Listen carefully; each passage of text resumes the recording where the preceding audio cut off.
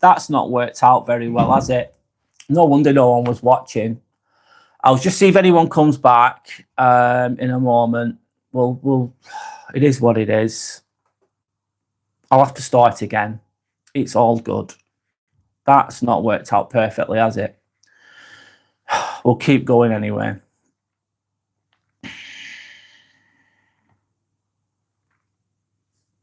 Let's see what happens. Oh dear. No, it's my end, Dawn. Sorry about that. Oh my God. I was keeping on talking as well. I didn't realise. Sorry about that. I'm going to start again. It is what it is. This is how it goes sometimes. We're at the mercy of technology, aren't we, to an extent? We'll get there. It's all good.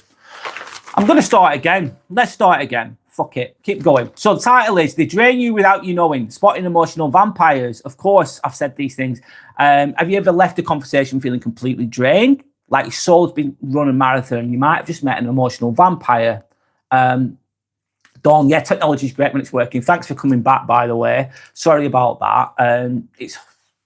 Hopefully it'll be okay now. I went back online as quick as I could.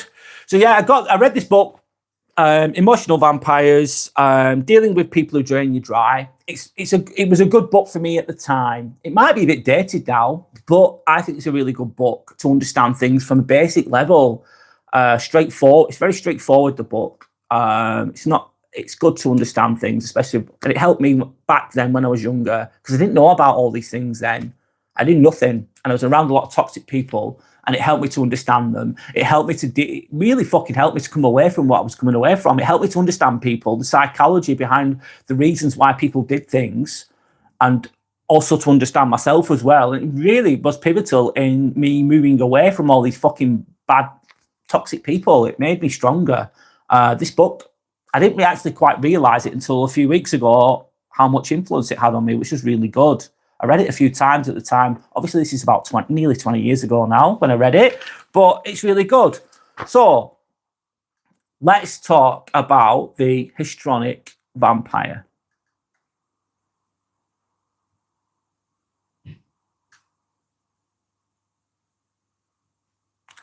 Emotional vampire, we'll call it.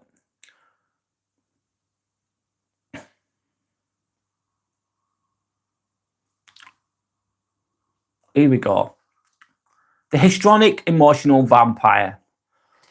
Let's talk about them. So histrionic means excessively theatrical. There's a lot of drama with these types of people. Dramatic in character or style. Does anyone know anyone that's like that? I suppose we can all be dramatic sometimes. We all get a bit annoyed sometimes. That's normal. But these people are excessively so. They tend to be attention-seeking, dramatic. They thrive on being the centre of emotional storms. And what they'll do is, if everything's calm and good, everything's calm, it's boring to them, they'll create something. They'll create some shit. They have to. They have to be at the centre of it as well. They also have to be the victim of this as well. They always have to be the victim. Sorry, going back to Dawn. Dawn saying we blame ourselves until we see the pattern. Yeah, we think it's us. Think, oh, am I the bad guy in this? Is it my fault? Because it's showing empathy, isn't it? Having empathy, isn't it? What am I doing wrong? Why are these people being like this? You kind of think it's your own fault. You blame yourself, which is not always the best thing to do. But at the time, you think it is. Dawn saying I've known plenty, but I'm good at purging these days. Yeah, I'm so good at purging now as well, Dawn. Absolutely. Yes, absolutely. Anyway, so what was I saying? Get the words out, Brad. Come on.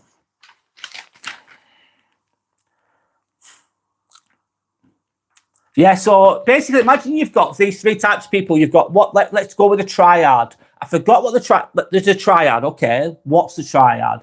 The triad is obviously tri, meaning three. So you have a bully, you have a rescuer, and you have a victim. So you have a bully, a rescuer, and a victim. Who do you think is the?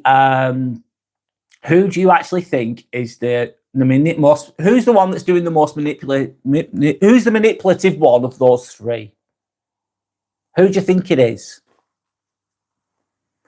It's not the rescuer, because they're coming to the rescue. They're going to help. They're the helper. They're trying to help people. It's not the bully. You think it might be the bully who's manipulative, and they can be manipulative, don't get me wrong.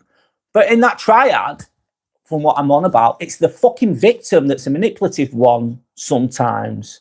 Because sometimes it's not, they'll make someone out to be a bully.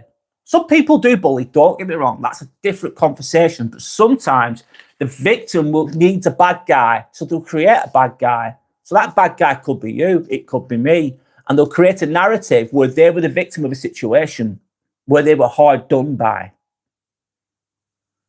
And then they need a perpetrator, don't they? So they'll accuse you of being the bully, even though you've not been the bully, for example, with regards to what I'm talking about, which, of course, isn't fair. Of course, it's not fucking fair. Life's not fair, is it?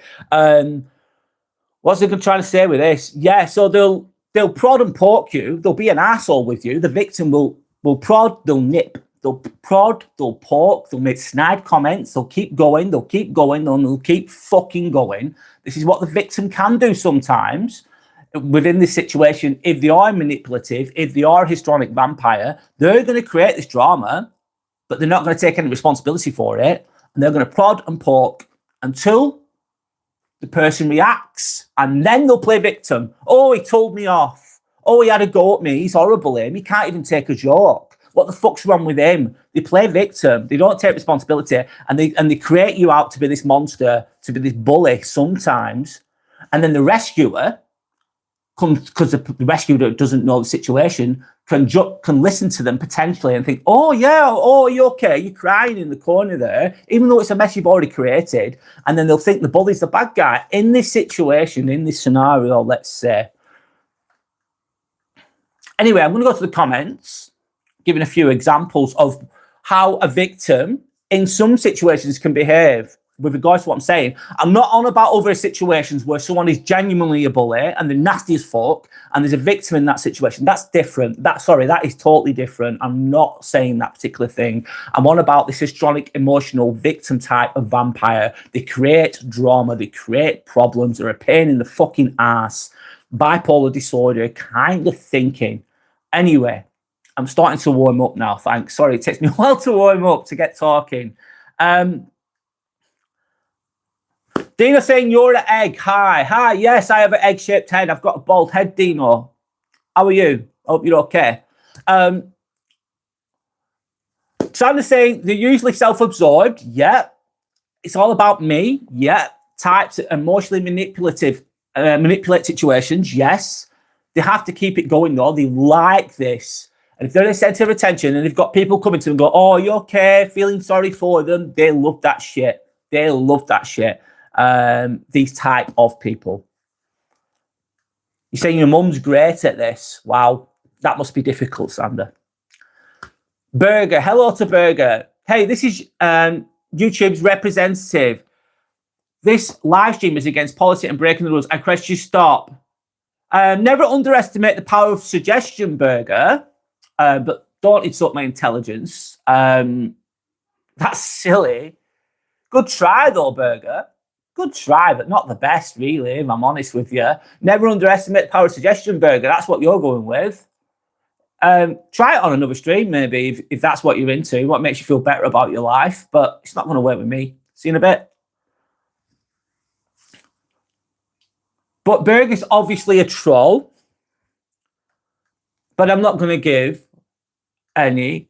The good thing about this is an example is I'm not even going to read Burger's comments anymore. Done. Gone. The end. Don't. You need to drown out the. You need to drown it out with just ignore, basically. Hello to. Sandra says hello to everyone besides a troll. Sandra saying you'd love to know what that person looks like. AK99. Hello, AK99. What's your opinion on workplace bullying? Good question. Can you give some context, please, AK99? Bullying can be... God, I'll answer this the best I can. It can take different forms. It can be outwardly really obvious, like name calling, putting people down, belittling them, taking you do, say AK99, you do something really well, and if I'm a bully, for example, I'll take all the praise for your work. Sometimes it's even more subtle, and it's just shunning people. And that can be the worst. It's so silent, you can't even put a pin on it. You can't even pinpoint it properly because it's hard to to find the evidence for this one. It's like you've got a clique of people and you've got another person and you just ignore them. You just ignore them. You hardly speak to them. You're a bit cold with them. This group can be cold towards that person. That's another example of bullying. Workplace bullying can be horrible. Yeah, it can be horrible. And there could be lots of different reasons for that. Yes. However, on the other side of things, AK99, I'm thinking of different perspectives. If you can give me a specific example, I'll probably be able to help to respond a little bit more clearly. There's other situations as well. You have some people that go to work, and with what I'm on about is they play victim. So they don't do the job very well. They're a bit rude, but they never accept accountability. When they do get called out, they get called out for being not good at the job. They get called out for being rude to others. Then they play victim, and then they say that the other people are bullying them. That's a different situation, isn't it? That can happen as well. Dawn saying, yes, that's how it's done. Yes, hopefully I'm correct in responding to you in this way with regards to what you've just said. Yes, that's how it's done. Basically, yeah, if you've got a troll or whatever, it's just don't feed the attention. Don't feed it. It's okay to acknowledge it a little bit. Sometimes you can have a laugh with it, don't get me wrong, but it's just, they want attention. That's it. Even if it's bad attention, that's what it's all about. That's what they want. That's what they need. That's what they thrive off. And that's what feeds the troll, basically, in regards to what Dawn's just said. So AK99, okay, so you're saying there's a group of people bullying that goes, there's a group of people, okay, bullying that goes on in the workplace. Ignoring that one. Sandra's saying, LOL, whose is LOL? Don't know what you mean by that. Dawn says, engage if it's to demonstrate something. Absolutely, as an example. Absolutely, of course, Dawn. I agree. So I'm going to crack on. So let's have a look at some of these traits of these histrionic emotional vampires, these victims in the situation. AK99 is all about actual bullying, though, which is if you could elaborate more, AK99, I'll try and help. There's a group of people bullying that goes on in the workplace. Can you give some examples of what that bullying looks like, AK99, please? Just describe it a bit more if you can. That'd be great. No pressure, by the way. So, moving on. It's always the world's against them. It's fucking poor me. Poor me. The world's against me. Everything's a problem. The common denominator, though, is this person has a lot of problems. There's always someone against them. There's always something going on. The common denominator is fucking them. They're the one that's always in the situation. So no matter what group of people they're around, there'll be a fucking problem.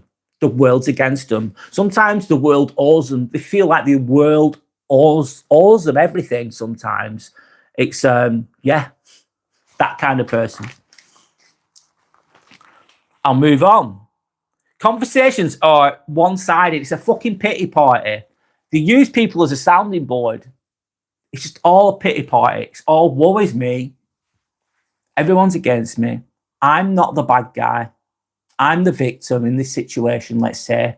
The histrionic emotional vampire. What's it going to do? It's going to drain your fucking energy eventually. Because it's good to have empathy. If you didn't know someone and you think, oh, no, they're being bullied or something bad's happening to them, you think, oh, like if it was genuine, you'd be concerned. Like if someone's genuinely being bullied, that's a totally different story. And I emphasize with that. And if you're a good person, a decent person, you're going to hear, if you don't know somebody and they come with all these stories about being bullied, you'd be forgiven for like giving them the benefit of the doubt and going, oh, I'll try and help you. I will listen to you. I'll hear you out. However, with regards to this is different. This is a person that's creating this. This is a person that's responsible for fucking this. With regards to a histrionic victim type of emotional vampire, they've created this shit and they're going to keep doing it. And they keep repeating with different characters. There's always a bad guy, but it's not them, even though they're creating it. They're so manipulative, so fucking manipulative, and they're a pain in the ass. And if you're around them, there's always a fucking problem. The problems never end. They just continue and continue and fucking continue. Is it going to drain your energy? Fucking right, it's going to drain your energy. Not good, not good. As you get older, well, for me personally, and become more experienced with these types of things, because trust me, I've been through it. I've experienced it big time, in real time, and you learn to spot them a lot quicker. So I'll carry on. One moment. I'm just going to, I've got my laptop here, but it really helps me to see the comments and everything, because sometimes I don't always see them. And let's go to that. Let's go to that, if I can. That's really good. There we go.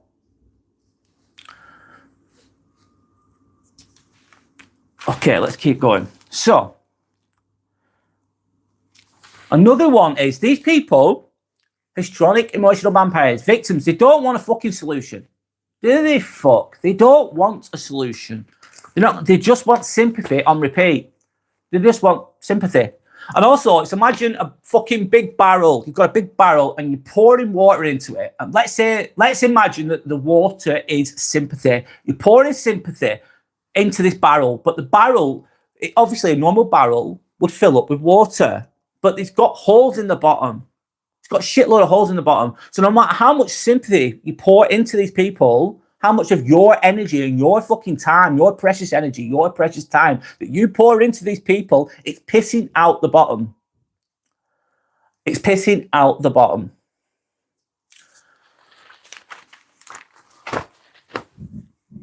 Mine is only, I'm going to donate £600. Why would you do that? Mine is only. I don't think that's true. Anyway, I'll keep going. Why would you do that, mine is only? You don't need to do that. That's a lot of money. Keep that for yourself. Anyway, I'm going to carry on. Kiran Rai, Jinan Trade. I don't know what that means. Sorry, Kiran. Hello. Good to have you with us. I hope that you're okay. Talking about emotional vampires today. I'm talking about people that steal your energy.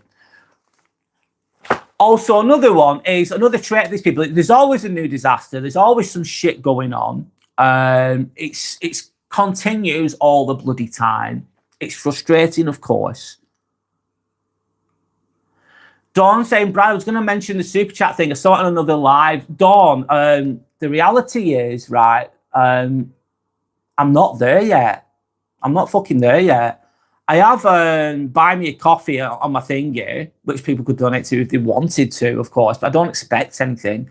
And the reality is you need to get the super chat, you need 500 subscribers, which I don't have yet. I will have it eventually. And you need 3,000 watch hours, which I don't have yet, unfortunately. It takes time for me to get there. And when you do begin with this channel thing, it just doesn't, for me personally, it hasn't kicked off straight away. It's a very slow, because I feel like I'm doing things genuinely and not forcing anything. It's growing slowly, growing very slowly. So I need 500 subscribers, I need 3,000 watch hours. And then to get paid for the ads, which you don't get a lot of money for, if I'm honest, but it's nice to get a bit of money. Of course it is, but let's not lie. It's you need 1,000 subscribers and 4,000 watch hours within a year. You need that, and it takes time. Yeah. I'll get there though. I'll get there, of course. I'm not obsessed with these things either at the moment. So it's all good. But yeah, super chat's a great thing, but I've got to get there. Yeah, there's levels to it, but I'll get there eventually. I wish I could turn it on. Of course I do. 30. Hello, and it's my birthday. Happy birthday, 30. I hope you're okay. Good, happy birthday. Dawn says, oh, that's a lot. Sandra says, happy birthday to 30. And Sandra says, hello, serotonin killer. Serotonin killer. That's an odd name. Anyway. So these people are emotionally, let's keep going. They're emotionally dramatic and they're attention hungry. That's what they're feeding off. They're feeding off your attention. What's going to happen though? You're going to be around these people. They're creating drama. Your life's nice. Life's hard enough. Then you're around these dramatic fuckers. They're going to just take all your energy. You're going to feel like, oh, I feel tired now. I'm done. You don't realize it at the time. They're taking your energy. And we've got short lives. If you make it to 80, you're lucky, potentially. If you make it to 80, you've done well, let's say that. But it goes fast. Life goes fast. And I think you should make the most of life and the most of your energy. That's your energy. And we expend it by doing things, working, or whatever it is. But you don't want someone stealing your energy. They're not your friends. They're not good. It's not good. They just want to use you, basically. Energy. Like, think about money. Money is a form of energy, isn't it? In my opinion, money is a form of energy. Whatever. Sorry, I'm going on a bit there, but I'll keep going. One moment.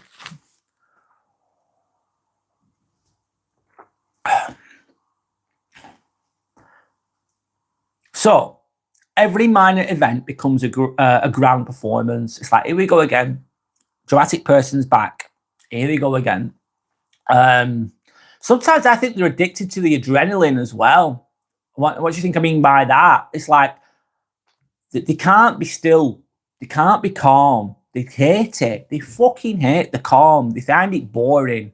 They need something going on. They need some drama. Don't get me wrong, a bit of drama can be interesting for a brief moment, like some crazy shit that's going on. You're like, oh, that's interesting, let's watch that. But not all the time. And these people crave it and they'll create it. And they'll create conflicts. And then they feed off that. They get an adrenaline rush, basically, from creating these conflicts. And they're addicted to the adrenaline sometimes. They're addicted unconsciously, I think, a lot of the time, of course. And there's also, obviously, like I've said, there's a constant need for admiration. There's a constant need for reassurance. They're just going to keep going and going and going. And I've said it, I don't know I've already said it, but it's that barrel, that big fucking barrel. You're filling it up with sympathy. You're filling it up with your energy.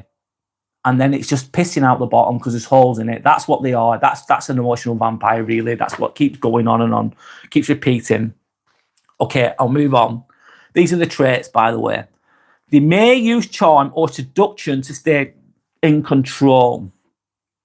So they might suck you. They might charm you to begin with. They might sound really charming, give you some attention, kind of like love bombing, isn't it? Make you feel good about yourself. It's all just to get you hooked in, though. Charm is what's my opinion on charm? Some people can be naturally, genuinely charming. It's like they're not trying to manipulate. They're just, there's a charm to them. They're likable. They're nice. They listen to you. They're charming. They've got something good about them. They make you feel good. That's a good version of charm. There's also another version of charm. So it's like that kind of person that's charming you to manipulate you. I'm saying sweet nothings, basically. So a guy, speaking to a girl, he wants to get her into bed, for example, and he's just talking. He only wants a one-night stand, but he's saying all the right things. He's presented himself in a really good way. He's using the charm offensive. His charm is not coming from a good place. It's not coming from a genuine place. It's coming from just a place to get what they want. So charm can be good, in my opinion, and charm can also be bad, but it depends on the intent behind the charm. You've got to differentiate between the two. I think if you're intuitive, you'll just know how it feels. And if someone's naturally charming, they're not really trying to sell anything to you. They're just being themselves. Their actions speak for themselves. They're just naturally, let's say, charming, and they're not trying to manipulate anything. They're just being a good person. That can be deemed to be possibly good charm, let's say. But of course, we're talking about manipulative kind of charm. These people can do that, and they can seduce you with that charm. Of course, seductive, isn't it? Especially if you've got things missing in your life and you're a bit insecure or whatever. Happy days for these fuckers, because they're gonna look at what you're insecure about, and then they're gonna feed that and make you feel good about it. It's a fucking, they're dangling a little carrot. They're hooking you in. Hooking you in. Like fishing, innit? Oh, got you. Oh, I've got your weakness there. I'm going to feed that weakness. I'm going to charm you. Oh, you're insecure about your looks. I'm going to tell you how good you look. That's an example of it. They'll spot your insecurities, and then they'll know to play on that, because then if they can play on your insecurities and they can hook you in, then they can manipulate you. Anyway, I'm going on. Let's go back to the comments. Dawn says happy birthday. That's lovely. Sarah said, I was sacked in by my mum's emotional manipulation, that she literally ran the show in our household, and I always knew it isn't normal. It always felt off then, Sandra. But every family member pandered to it. It just absorbs you. It's just all consuming. It's never enough. It's continuing all the time. It sounds fucking horrific, especially if you're within that environment. You're in the house. You're financially potentially tied to living there. You can't always escape, especially if you're younger. You're just around it all the fucking time. It's going to play on you. It's going to drain you. It's going to be difficult. And you know it's not right, but you don't know what to do. And everyone else, imagine everyone else is going with it as well. Everyone else is going with this bullshit, but you see it, but you're on your own. You're outnumbered 4-1. Imagine that. In a family dynamic, you've got 4 people there. There's one toxic person, victim. The rest are pandering to it. Part of the act, let's say, and you can see it. You can see it. But you can't speak to any of these people about it. That's difficult, isn't it? That's a fucked up family dynamic. The beauty is seeing it and understanding it a little bit, but the challenge in that situation is, it's like, I'm stuck under this roof with victim, this manipulative person, let's say. I can see what's happening, but no one else can see it. It's fucking frustrating. Yes, I've been there many times with regards to that. It must be very difficult within a family dynamic, especially when you're younger, especially when you don't know everything as well. So it absorbs you if you're unaware and not careful. It's going to do, absolutely, especially if you're not aware. You're easy pickings. If you're not aware, you're fucking easy pickings, man. You're going to get sucked in. You're going to get sucked in, absolutely. Trying to say they love bomb Brad. Yes, the charm offensive, what I've just been spoken about. They're going to love bomb you. Absolutely. Sandy saying, I'm also an empath, so I believe that I had the worst experience with it in my household. Has it made you stronger though, Sander? I think it has. Has it? Sometimes the only way to learn is the hard way. Sometimes the only way to learn is the hard way, and it helps you in life going forwards. Louise says, hi Louise. My name's Brad, by the way. My channel's called the Inspirational Ambivert channel. I hope that you're okay, Louise. I'm speaking about emotional vampires today. The best I can. One moment, I'm just going to sip this coffee and then I'm going to carry on.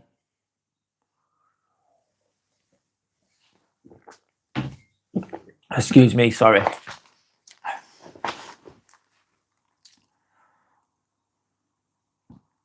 So they feed off the adrenaline or off other people's reactions. So, yes, that's what they're going to do. They're going to feed off your reactions. They love it. If you get sucked in and you get a bit angry, these victim types think, oh, I've got you. Imagine on the scale of, you've got 0 and you've got 10. Let's go with that scale. If you're at a 0, you're calm as fuck, right? You're calm, easy going, chilling. If you're at a 10, let's say, you're raging, you've completely blown your top, you're so fucking angry, you're shouting, you might even be punching things at a 10, you're on full rage, red mist has taken over. You never want to be there, of course, but that can happen to people. What a victim will do with regards to the triad that was on about, so the triad, I'll talk about the triad quickly. The triad, I forgot the rest of the name, but I'm going to go with the triad. You have 3 people in this triad. Triad meaning 3, of course. Triangle. It's triangulation, isn't it, to an extent? You have the bully. That's one person. You have the rescuer. That's one person. And you have the victim. That's the third person. So there's 3 people in that. So we'll go with bully, rescuer, and victim. Who do you think's the manipulative person in that situation? Obviously, as what I've been saying, you might think it's the bully, and sometimes it could be the bully. But with regards to what I'm talking about, it's the fucking victim, histrionic vampire, that's the manipulative one. And how do they achieve this? How the fuck do they achieve this? They create situations. So they'll prod, they'll poke, they'll make snidey comments, they'll be rude, they'll be obnoxious, they'll do bad, shitty things, and they'll keep doing it until the bully in the story, could be you, could be me, goes, you stop doing that, that's out of order, stop doing that, I don't like how that's making me feel. You put the bully's putting boundaries in place, but the bully's not the bully in this situation. They're being bullied by the victim, they're being nipped by the victim until they react, and as soon as they fucking react, as soon as they call this victim in the story out for their bad behavior, the victim goes into, of course, victim mode. So what's the victim doing? The victim's playing it, isn't they? Being a bully, then going to victim. Being a bully, going to victim. They're therefore creating the narrative. The rescuer in this situation, who, let's say, is naive, doesn't know about it, can think that the victim is the true victim and the bully is being out of order, even though the victim in the story is creating these scenarios, creating the story, creating the drama. Who's the main player in it? They are. They're manipulating the whole situation with regards to this triad. This is just an example of what they do. And with regards to what I was saying with 0 to 10, getting the words out now, 0 to 10, you 0 being you calm, 10 you being raging, they want you at a 7. A victim, histrionic, emotional vampire wants you at a 7. What's a 7? A 7's like, you're a bit anxious, you're a bit on edge, but you're not completely raging. You're a bit on edge. They want you at a 7 or a 6 or an 8 maybe, because they can manipulate you within that window. If you're completely calm, you've got your power. You can't manipulate someone who's really calm. They're not bothered. Can't do anything with that. Can't do anything with someone who's at a 10, because if they're raging, you can't control someone who's completely red mist. They're completely gone. They're raging. There couldn't be any angrier. If you can't really control someone who's like that, it's like, shit, what do I do with this person? They're smashing the fucking house up. I can't control that. But the victim wants you at 7. That's what I'm saying. So, yeah, that's my little rant there. With regard to these histrionic people, they've got these people who play victim all the time. They're fucking a pain in the ass. Sorry, they are. And of course, I've said this before, I'm not on about a genuine person who is being genuinely bullied. That's a completely different conversation. That's a genuine person who's being genuinely bullied. That's awful. And I'm not talking about that with regards to what I'm saying. And I truly emphasize with those type of people, of course. Matty says, hi, Matty. Mattia, hi, Mattia. Hope that you're okay. Sandy's saying, Brad, my mum would create situations. I'd get upset and react, creating the drama. And then she'd cry to my dad how I'm horrible to her. That is exactly what that is. So the victim goes to bully mode, creates a load of shit, and then cries afterwards when they get told off. And then they go to the dad in this situation, the rescuer, to sort it out. Oh, listen to this, listen to these, all these things that are bad things have happened to me. Then the dad has to kick in.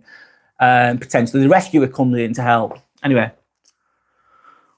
And then Sandy says, then she pissed my dad off and then make him look like he's a bad guy too. So good point. So you could be the rescuer in this situation, helping the situation out, let's say, and then the next day or the next hour or whatever, you could be the bully in this situation as well, with regards to what I'm talking about. Anyway, let's talk about now, I'll move on a moment. I'm going to have a sip of water, a tea actually, sorry.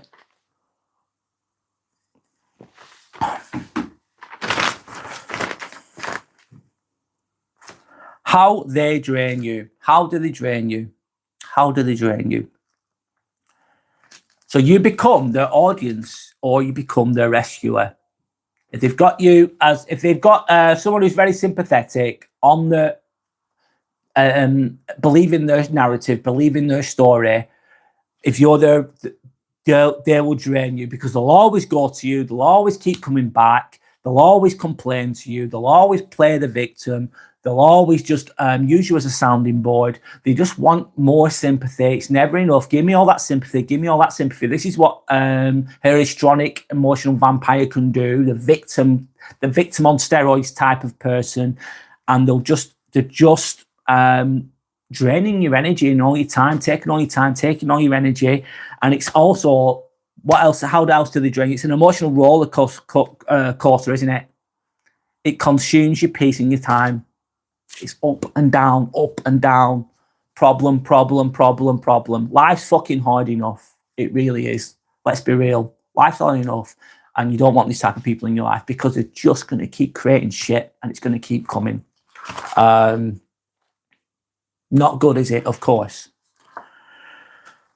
Anyway, how to handle these situations? How do you handle these situations? It is what it is. Sorry, I'm changing this off topic a moment. Yeah, my last video just it didn't work out, did it? So I'll go with this anyway. It's not very well advertised what I'm doing now. I just clicked the thing very quickly. Sorry. So Sandra's saying they gaslight so much. You always feel like you're the problem. Yeah, you're always the fucking problem. You're the guilty one. Yeah, it's free in talking about this right now. And also it feels like, why did I put up with this for so long in my past? Yeah, you can be like upset at yourself. You can be angry at yourself. Normal reactions. You think, how the fuck did I fall for this bullshit? Hindsight's a beautiful thing though, isn't it? At the time you want, and you don't always know these things. And sometimes you can, do you know what? I read this book, right, about emotional vampires, and it really helped me. And guess what I did? I was a fucking idiot. And I got away from a lot of toxic people, but then someone else toxic came in and I fell for it again. I fell for this kind of thing a few times. It got me, honestly, when I was younger, in my 20s. It took me a while to learn the lesson. Even though I had some of the information, I didn't always apply it properly. So you could know the information, you could have read the books, you could be really clued up on things, but then you've got to apply these things. Easier said than done. So I'm saying I didn't know any better, that's for certain, of course. Of course. Anyway, I'll carry on. So how to handle this situation? How are you going to handle these emotional vampires, potentially these histrionic, what they called, victim type of people?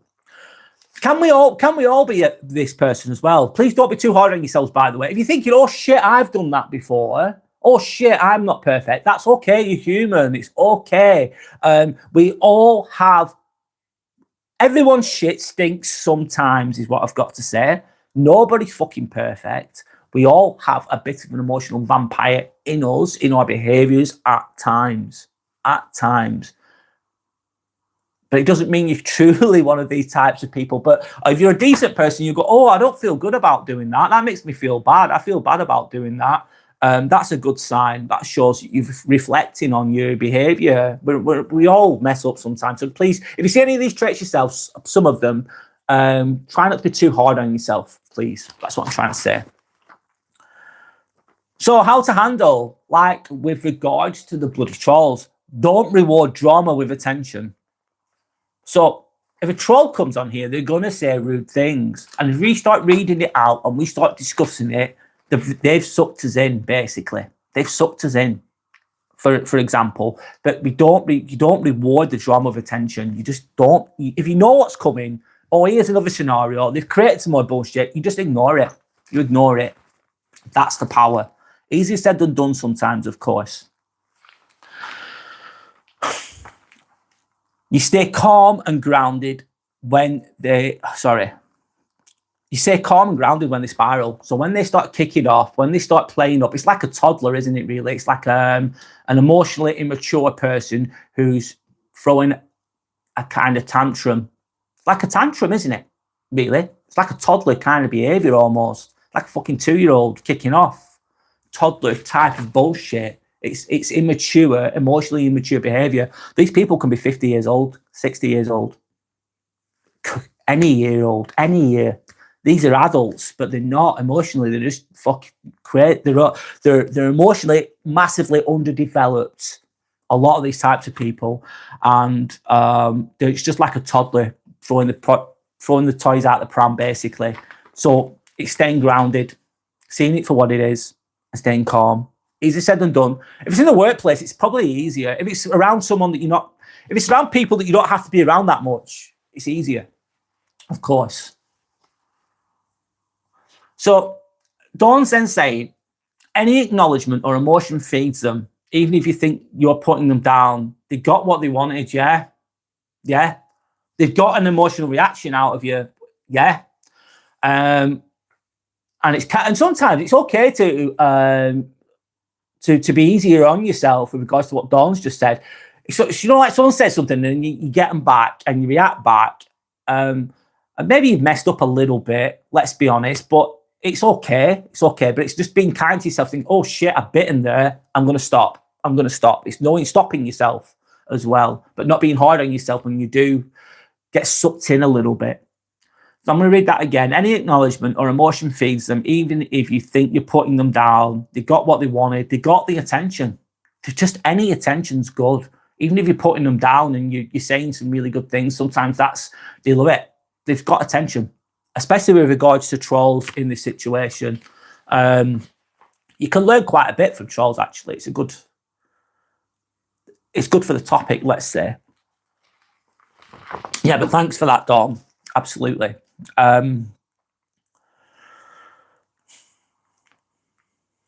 This one, offer empathy. This is how to handle it. Offer empathy, but not endless reassurance. It depends on the situation.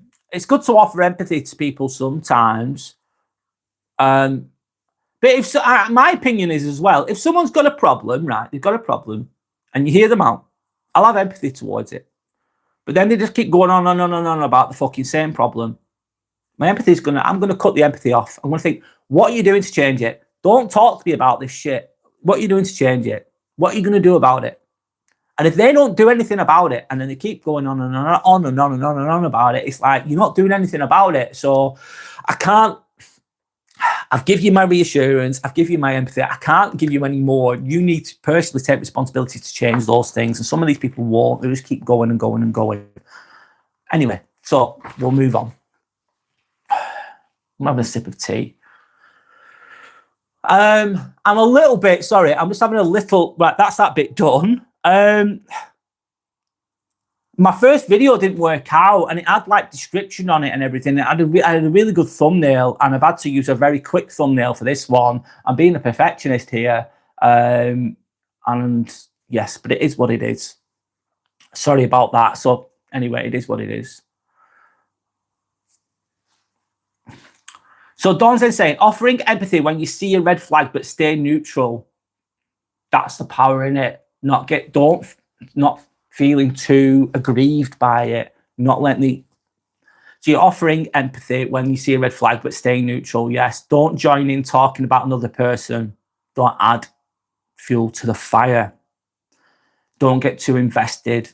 I've fallen for it too, Dawn. I think a lot of people have. It's easily done, isn't it? Don't get too invested. Don't get dragged into it. I see this in the workplace quite often, where I work, definitely. Yeah, don't get dragged into it. Don't just be neutral. Just be like, whatever. C'est la vie. I'm not bothered. It will all be used against you when you try to back off. Absolutely. Yep. And if you try to back off, they'll think, oh, this person's not playing game. They're not playing my game. It's like a marionette with the puppets on a string, and you're the puppet that's cut the string, for example. So they can't move you, they can't control you. They're going to notice it and go, oh, this person's not playing my game anymore. They're not biting. I don't like that. Okay, then they're the bad guy. Let's go after them. For example, absolutely. If that's the power in it, though, it's being neutral and not being less bothered by it, not being bothered, seeing it for what it is, seeing it for what the bullshit is, not being emotionally attached to all this bullshit. That is coming away from, that's basically more towards enlightenment, isn't it? It's more towards the 5-dimensional new earth type of thinking instead of being this 3D type of thinking. 3D being this heavy, low vibrational, ego driven, narcissistic bullshit. You're above that. You're lighter than that.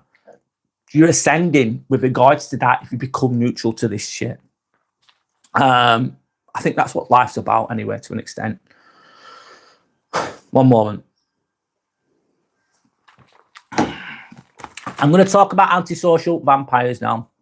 Let me just go back to Don. They have black and white thinking. For them to be a good person, you have to be a bad person. There's no grey areas. Yeah, it's very narrow-minded, that, isn't it, Dawn? There's no in-between, absolutely.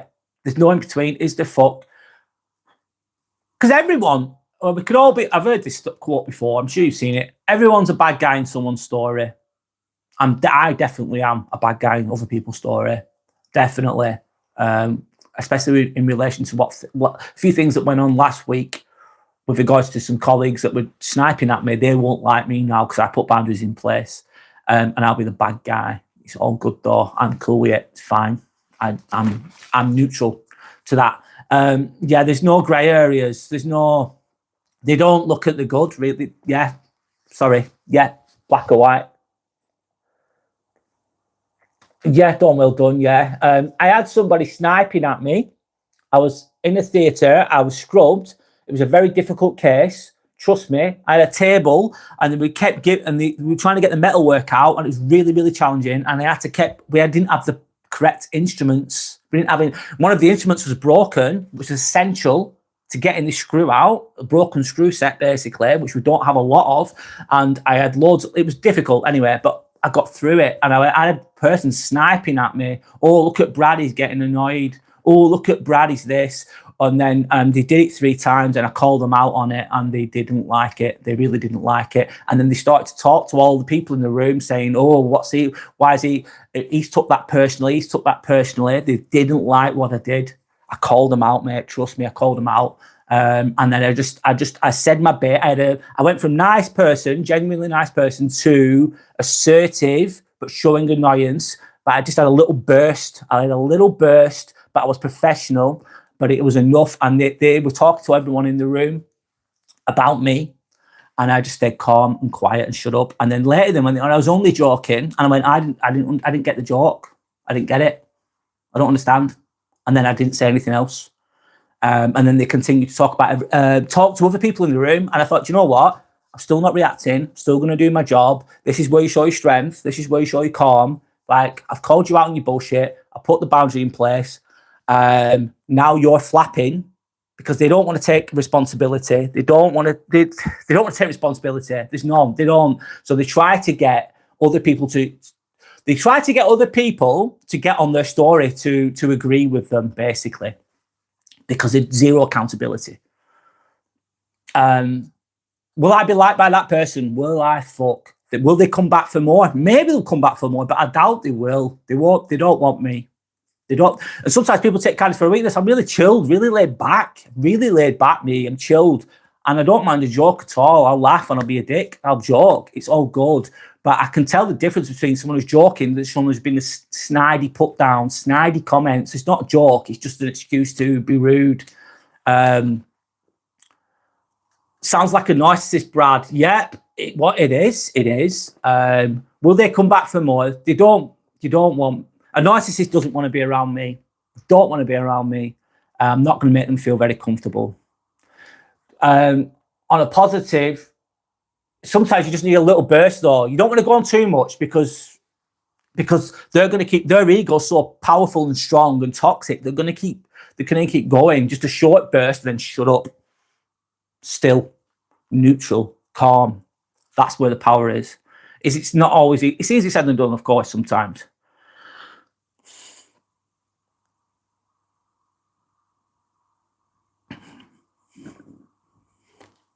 One moment, sorry. I'm going to the Don't say offering empathy when you see a red flag. I've already said that, sorry. Offer. It will be used against you when you try to back off.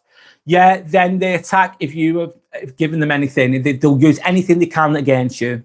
They're just trying to find something. It's all about not taking accountability. It's like, it's not my fault. I'm not going to feel bad about being a dick. I'm going to make you feel bad about me being a dick, for example. It's not good, is it? Sorry, I've read all those already. Yes, sounds like a narcissist, Brad. Yikes, what a fuck up of a person, Sam is saying. Yeah, you come across these people, come in all shapes and forms. Don't say, haha, they're all the same, aren't they? So predictable. It's like like they all read the same instructional manual. Yes. But if you're an educated empath that's worked on themselves, that has self-love, self-respect, and you've done the hard work, you might not be perfect, of course. You could be, let's say, a super empath. We're just going to use that terminology. You're an empath that's worked on themselves. These narcissists, they're not going to want to play. They're not getting what they want. All they're getting is they're going to feel uncomfortable. They're going to feel uncomfortable being around a super empath that's setting boundaries, and they're going to get burnt. You're not trying to burn them. You're putting boundaries in place. You're not trying to be nasty. You're just protecting your peace, protecting your energy. They're not going to like that, of course. Anyway, one moment. I've just got to plug this in. Oh.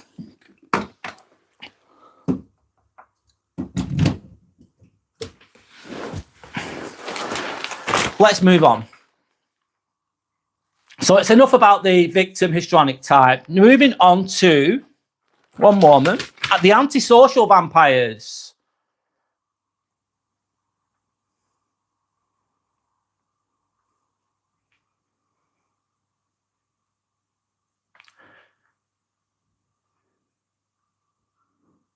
And I've met a few of these in my life.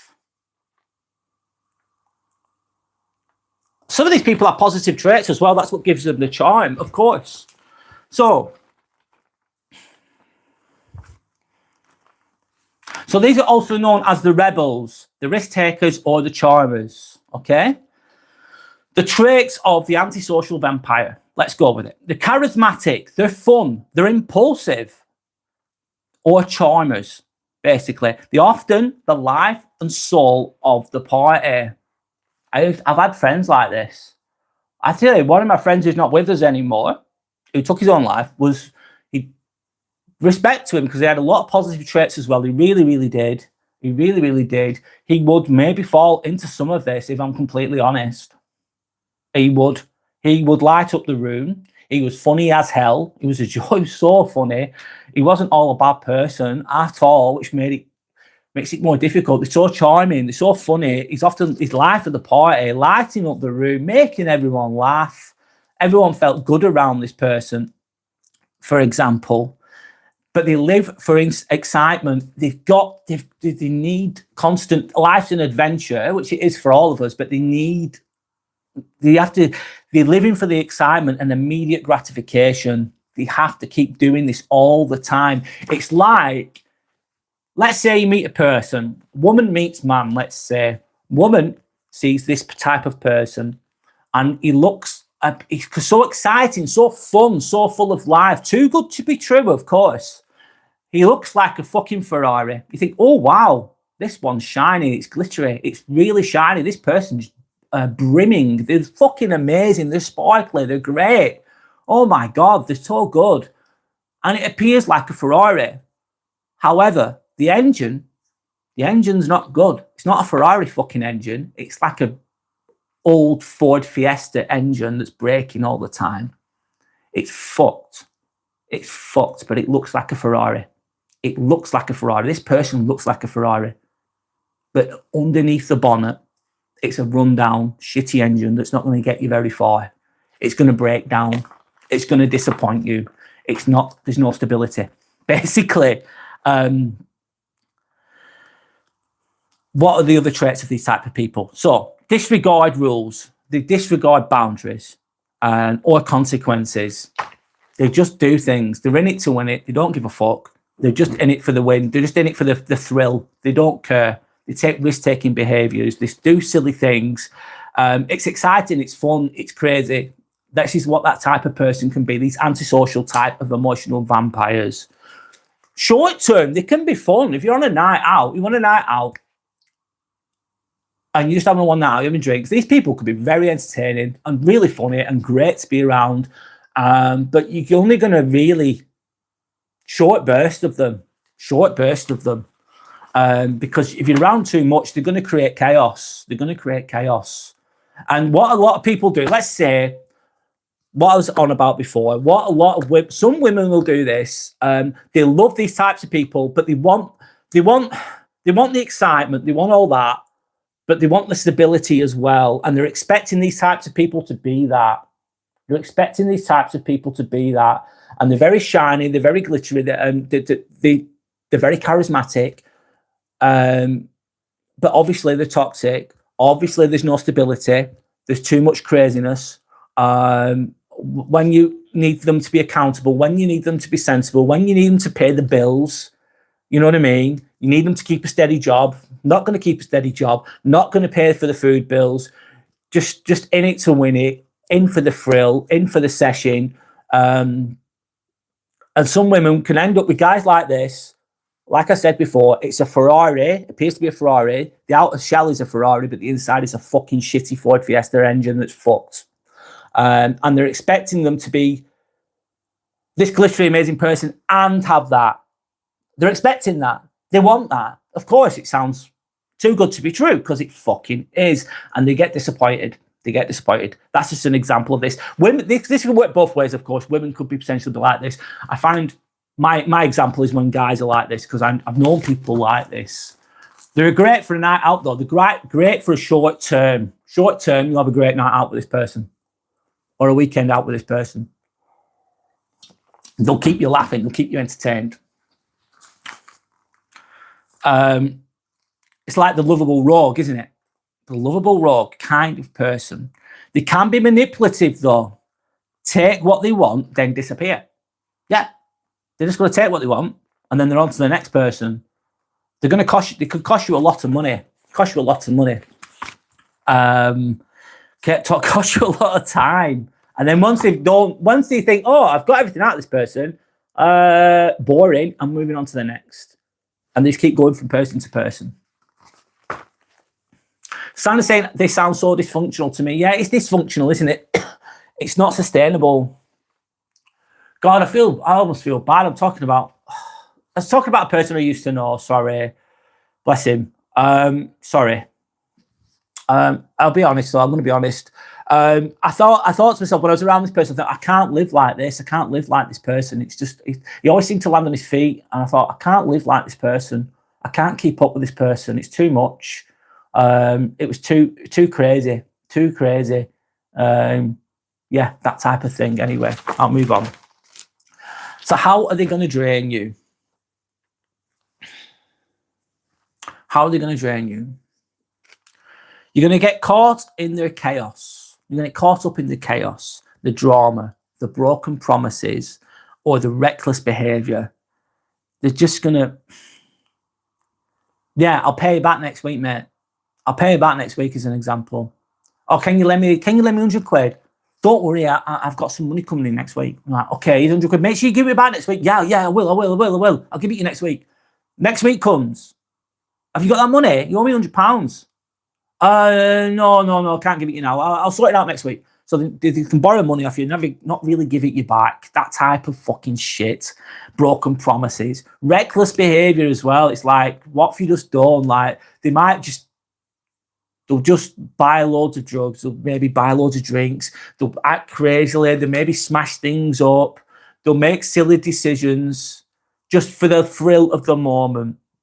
It's all about the thrill of the moment, the excitement of the moment, get caught up in it without really thinking about the consequences. Like, if you do this thing, it's going to fuck you up for a month. They'll do that thing. That, even if it's a 1 hour of fun, even if it's going to cost them a week full of problems, they'll go for the hour of fun. It's just instant. They're just looking for the quick wins, the instant wins, nothing long term. That's what it's all about, basically. I suppose that's what makes it more exciting to an extent. Sarah's saying, Brad, it's not easy to talk about it sometimes, especially if you had love for them and they had positive traits too. Yeah, it's difficult sometimes with regards to these things. Yeah, it is. If you have love and respect for them, and you know, some of these people, oh God, they have a lot of other positive traits as well. But they're too sucked up into this type of thing. I suppose this is the price if you don't work on yourself. I suppose when I was younger, I was a little bit impulsive as well. I'd go out for days. I'd take drugs and I'd be an idiot. And I've probably done I've done a bit of this myself, by the way. Fucking right, I've done stuff like this. This antisocial type of behaviour. Am I immune to that? Am I perfect in this story? No. When I was younger, no, I was a fucking idiot. I was living for the moment as well, not thinking about the bigger picture. But I was young. It doesn't give me an excuse. It's just a reason. It explains it a bit better. I was young, underdeveloped, insecure, didn't know what I wanted in life. Young and carefree. And I would do stupid shit, man. I fucking do stupid shit. Really stupid shit. Thankfully, though, I was reflective enough over time and worked on myself to come away from that type of thing. But the damage is when people don't learn from this shit. They don't look at themselves. They keep repeating the same patterns, and there's a price that you pay at the end of it. Your life's just a mess. You will pay the piper eventually. Karmic debt will occur. You will be paying for this type of shit if you're like this type of person. If you're creating chaos all the time, you might get away with it for a while, especially when you're younger. But when you get older, it doesn't pay out well. Instant gratification, absolutely, Sander. It's all about that quick wins, those quick wins, those quick pick-me-ups type of thing, but very addictive. You always want more and more and more of it. Moving on anyway. So how they drain you. The charm makes you ignore red flags until you've emotionally or financially exhausted. 1111. Thank you, angel number. I was going to send, I'm sending appreciation to that 1111. Thanks, Sander, for sharing that. So the charm makes you ignore red flags. It's like, oh, they're really funny. They're good to be around. They're making me feel good. But how they're going to drain you? You're going to be emotionally or even financially exhausted. They're going to cost you loads of money, cost you loads of time. You get sucked into the craziness to an extent. And it can leave you feeling drained, absolutely empty at the end of it. One moment, guys, sorry. How are you going to handle this? How are you going to handle it? I'm referring to my notes a little bit, guys. It helps me with the structure, of course. So don't get pulled into the urgency or thrill. Don't get pulled into it. It's knowing for what it is. I'm thinking, I don't want to do this. I'm not playing this game anymore. I don't want to do it. I'm not going on that night out with this person. I know what it's going to entail. They don't have any money. I'm going to pay for everything. It's going to be a crazy night. It'd be exciting, don't get me wrong, but I'm not going to do that anymore. That's self-restraint from yourself, isn't it? Don't get sucked into whatever that they're doing. Don't get sold the story. Say, I'm not playing. I don't want to know. I'll leave you to it. Basically, that type of response would be how you'd handle it. I suppose you've got to be a bit more developed, though, to not be pulled into these types of things. Another one. Moving on. How to handle. Keep your boundaries firm and logical. Applying common sense. If you've worked on yourself, you know what you want out of life, you have some discipline, you're not going to get sucked into this bullshit. You're going to, I don't want to do this anymore. I'm not playing anymore. I'm working on something else. These people probably go somewhere else. They'll just find other people, other characters to play the game with anyway. If you're not playing ball, let's say. This is true. Enjoy them in small doses. Never rely on them for stability. They're not going to be stable. They're just not. They're too in it to win it. Life's all an adventure. Life's all a massive thrill, which is great, of course. You should do fun things. You should have exciting things in life. I get it. A bit of that's a good thing. We all like a bit of those things. But these type of people, they're not stable. They're not going to be around. They're not going to be to be relied upon, let's say. Anyway, I'll move on to narcissistic vampires. Sorry guys, I really wish, I put a lot of effort into the description of the video. This is always me here, by the way. I put a lot of time into making a thumbnail, creating like a description for the video. But however, I've had to just quickly create this so people won't even know what I'm talking about when they see the thumbnail, etc. But anyway, I'm doing my best. Technology's slowed me down a little bit, but it is okay. Narcissistic vampires. Let's go emotional vampires. I'm only briefly going to talk about narcissistic people here, and vaguely, let's be honest, because it's a big topic in itself. It's huge, isn't it? Narcissistic emotional vampires. We'll have a sip of water.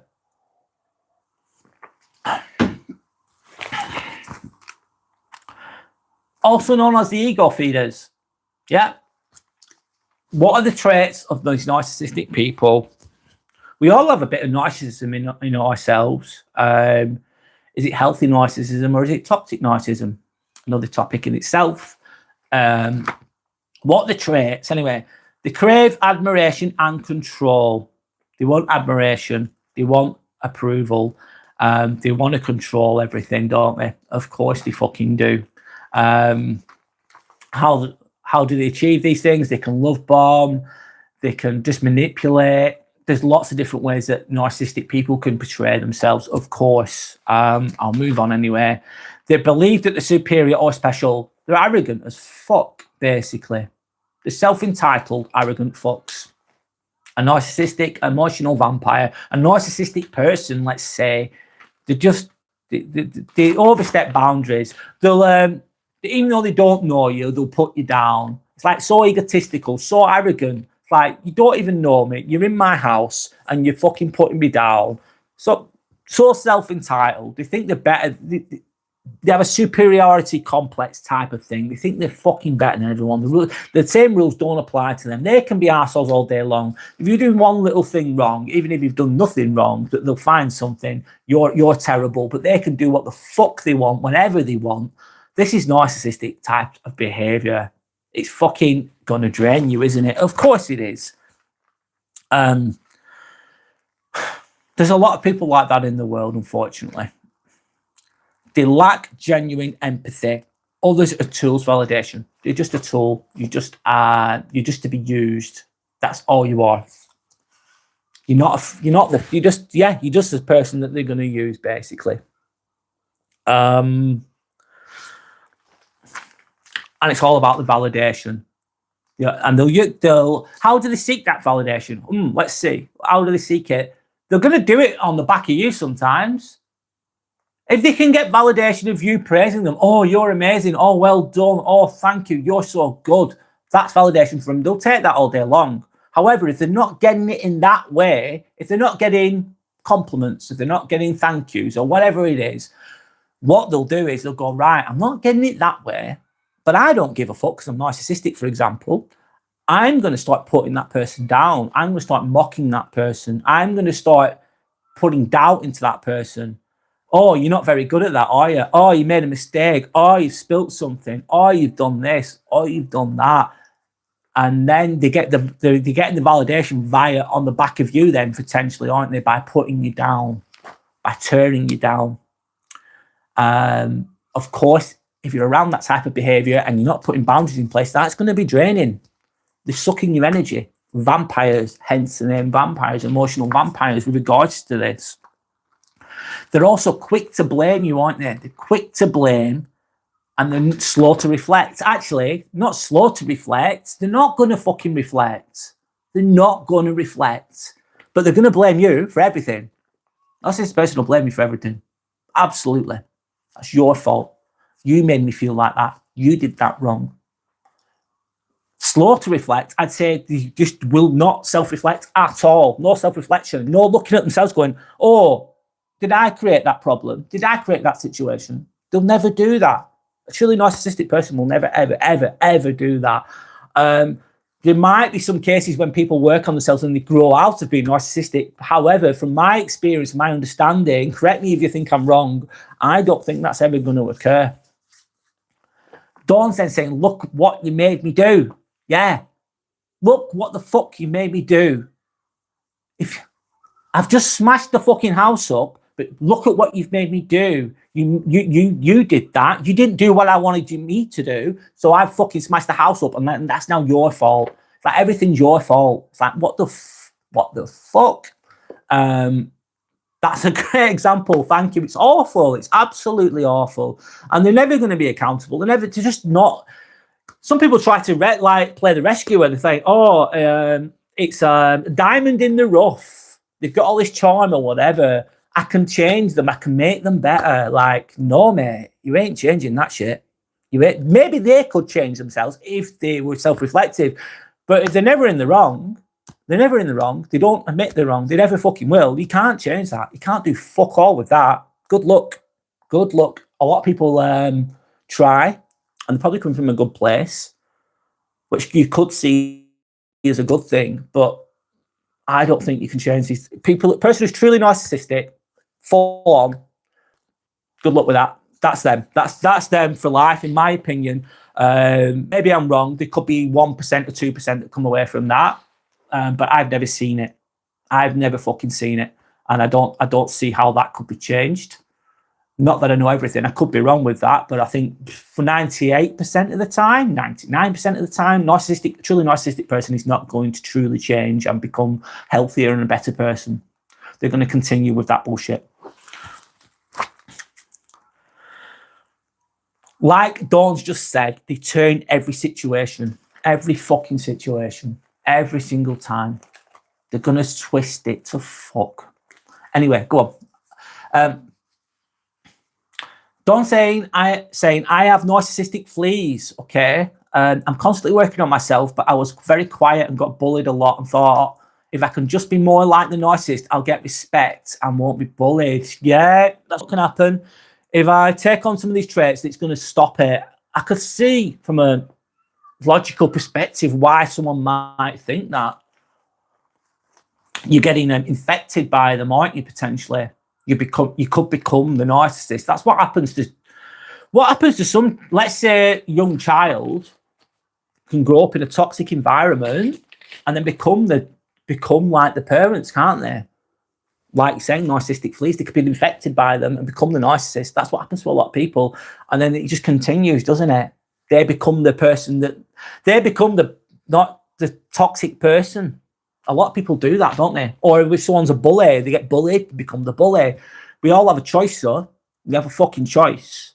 I can see why people become infected by this. Absolutely. I suppose we all are to an extent, if we're honest with ourselves. Because, yeah, no one's always perfect.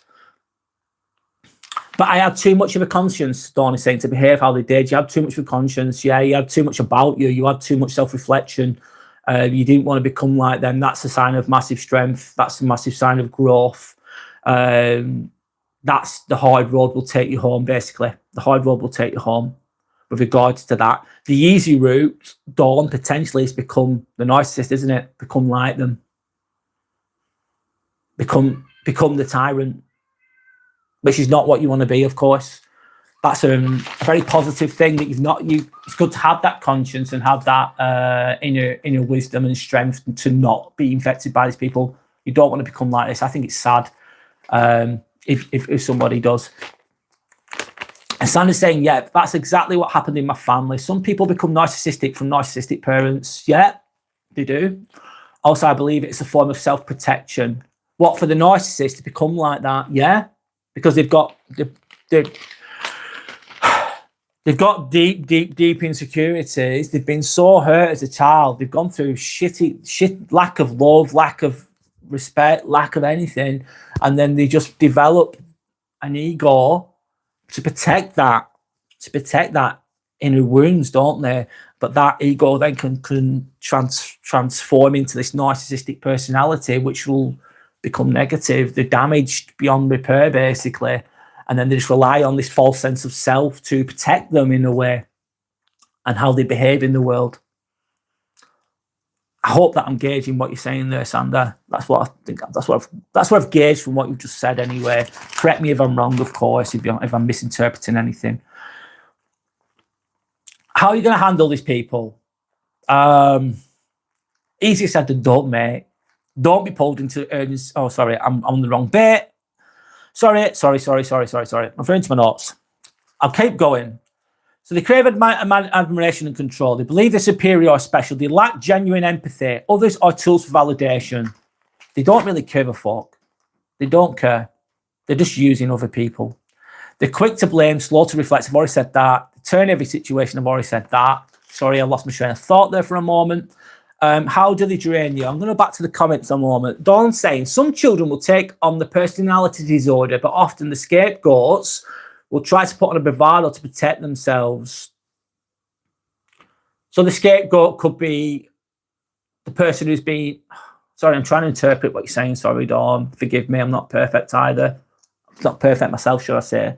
Some children will take on the personality disorder. Yeah, learn behaviour, basically. But often the scapegoats, like the black sheep, the person who's not playing game, the person that's not playing ball, that's not allowing themselves to be manipulated, let's say, will try and put on a bravado. Yeah, I suppose you're trying to protect yourself, aren't you? You're trying to fight fire with fire, is what I gauge from what you just said, Dawn. Yeah, I get that. Usually children of narcissists take on roles like scapegoat or golden child. What? And golden child. That's interesting, by the way. Let me think. Another form of triangulation. Yes, which was on about before. This is like a different way of explaining it, maybe a different topic in itself. Is golden child the one that can do no wrong? Golden child, the really good one. Well, that's a good one, basically. And then the scapegoat's the one that takes all the blame, of course. That's the bad kid, that's the good kid, even though the kids are just kids. This one can do no wrong. This one's a piece of shit, basically. I bet that's bloody awful, by the way, as a child. Especially if you're the scapegoat in that situation. Scottish Morale Laddie. Hi, Scottish Morale Laddie. How are you? Good to see you again. Good if you should join us again. I'm talking about my emotional vampires today, Scottish Morale Laddie. I hope that you're okay. I hope that you're doing well. Good of you to join us again, which I've just said. Wow. Often the scapegoat escapes because I suppose the gift for the scapegoat is that they're getting treated like shit. They are suffering. However, there's lessons to be learned through that suffering, and they learn to come away from it. And the good thing for the golden child at the time is they're not blamed for anything. The golden child's good, which is good short term, but long term, the golden child with regards to this doesn't suffer enough to learn, so they just become like them. Yeah. Dawn saying hi, I'm Scottish too, towards Scottish Morale Laddie. Sorry, Scottish Morale Laddie, I forgot whereabouts in Scotland you're from. Forgive me, I forgot where. Good Scotland forever. I think you're more freer up there, by the way, guys. I think you're quite lucky, believe it or not. The population is less. Forgive me, you'll know more better than I will. Forgive me, because I don't know. I've only been to Scotland so many times, and my experience is only limited. However, I think that you're freer than we are down here in England, let's say. There's a lot more open space. It's less densely populated. Let's say there's 4 million people. I could be wrong with the numbers, but there's 20 million people in London alone. You guys have got loads of open space, mostly. Lovely, let's say lovely nature. Lots of nature, let's say. Sorry, I'm explaining it really badly. I think you're freer, though. Definitely freer. Not completely free, let's be honest, but a lot freer, a lot nicer, in my opinion. I hope that you stay. Hope that your country stays more like that, basically. It's getting harder. Sandy's saying, I love Scotland more than England, LOL, easily. I can see why. Yeah, I can see why. I'm sure it's got its issues. I'm sure it's got its problems. It depends on where you live, etc., etc. But I think the standard of living might be better. It's less less polluted, let's say that much, polluted by a lot of different things. Of course, less polluted, a lot less polluted than it is in bloody England in a lot of places. I know I'm being a bit vague there, changing topics. You also believe that Scottish people are nicer. Yeah, most people who I've met that are Scottish, that I've been to Edinburgh loads of times because I go to watch the rugby. I'm going next week. Going to watch Scotland against USA rugby union. Going to Murrayfield next week. Is it next week? No, sorry, I tell a lie. 2 weeks I'm going. It's nice, and people are nice, just friendly. That's what I found. I'm sure it's got its bad people as well. Don't get me wrong. Let's not be naive. Of course.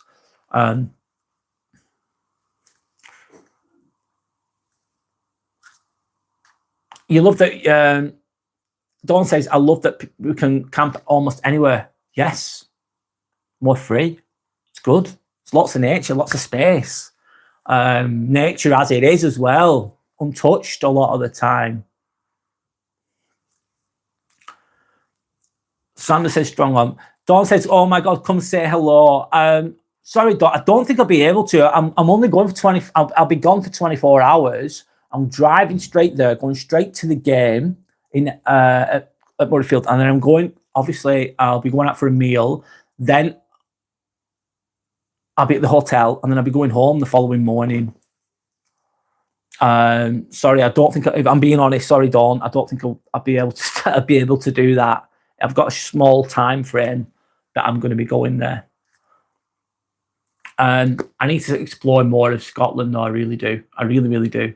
And that's something for the future, actually. I need to do that. I keep going to Edinburgh all the time because it's nice, and I go to watch the rugby once a year. Autumn internationals, I go on average once a year to Scotland. You think, why is an English person going to fucking watch Scotland play? Which could be a good argument, but it's really hard to get tickets for the England games, and they're very, very expensive. And I really like Edinburgh, and it's easier to get tickets for, cheaper to get tickets for. That's the only reason why I go. So anyway. Some of it's really beautiful, absolutely, fair enough. Hi, Brady. Hi, chat. Hi, Zuki. Hi. Hi, Zuki. How are you? How are you doing? I hope that you're okay. Good for you to join us again. Zuki saying hello to the chat as well. Hope that you're doing okay, Zuki. Hope your week's been all right.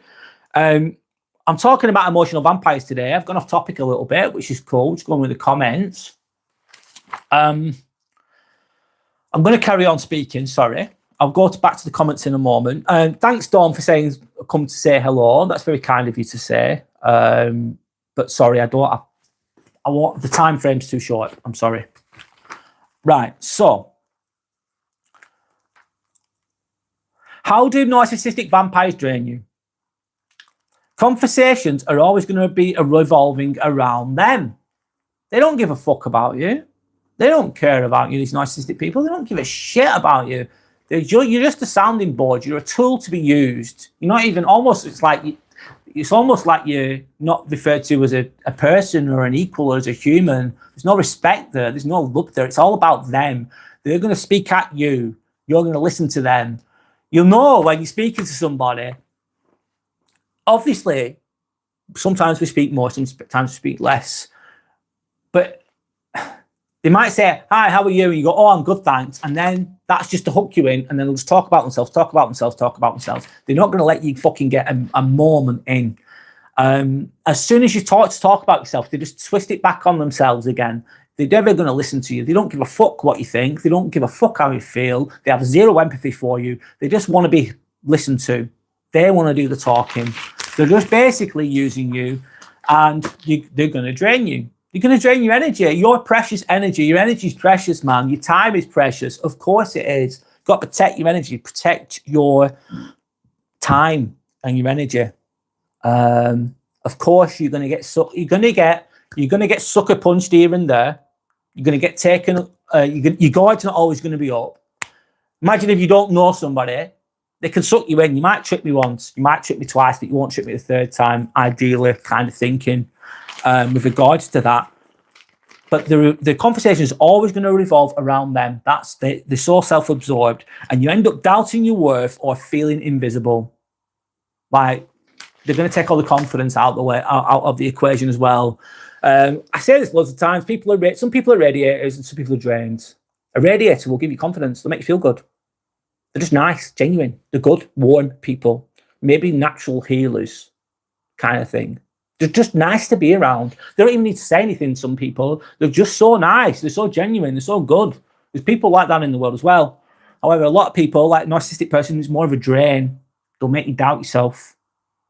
They doubt themselves, but they'll make you feel as though you doubt yourself. You'll feel awkward around them. You feel unconfident around them. You can feel the energy if you pay attention. They make you, referring to my notes at the moment, they make you dependent on their approval. That's a bad place to be, isn't it? So they've love bombed you to fuck because you're insecure about whatever you're insecure about. They've recognised that. Sometimes early on, they'll be gaining information from you as well. So they'll be listening to you, but it's not genuinely listening to you. They're just thinking, oh, what makes this person tick? How do they feel about this? Were they confident? Were they not confident? And they'll look at what you're not confident at, and then they'll use it. They'll use it. So they'll charm you, fill that gap inside you, make you feel good, and then they'll back off a little bit, kind of thing. Anyway, I'll just go to the comments.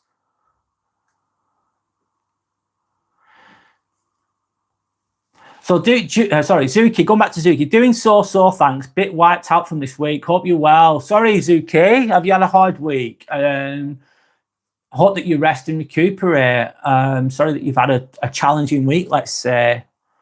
That's how it goes sometimes, and it's not nice. So, Scottish Morale Lad is saying, I love my hometown I live in. It's nice, and at night time you can see the stars, and I love it. That's amazing, Scottish Morale Laddie.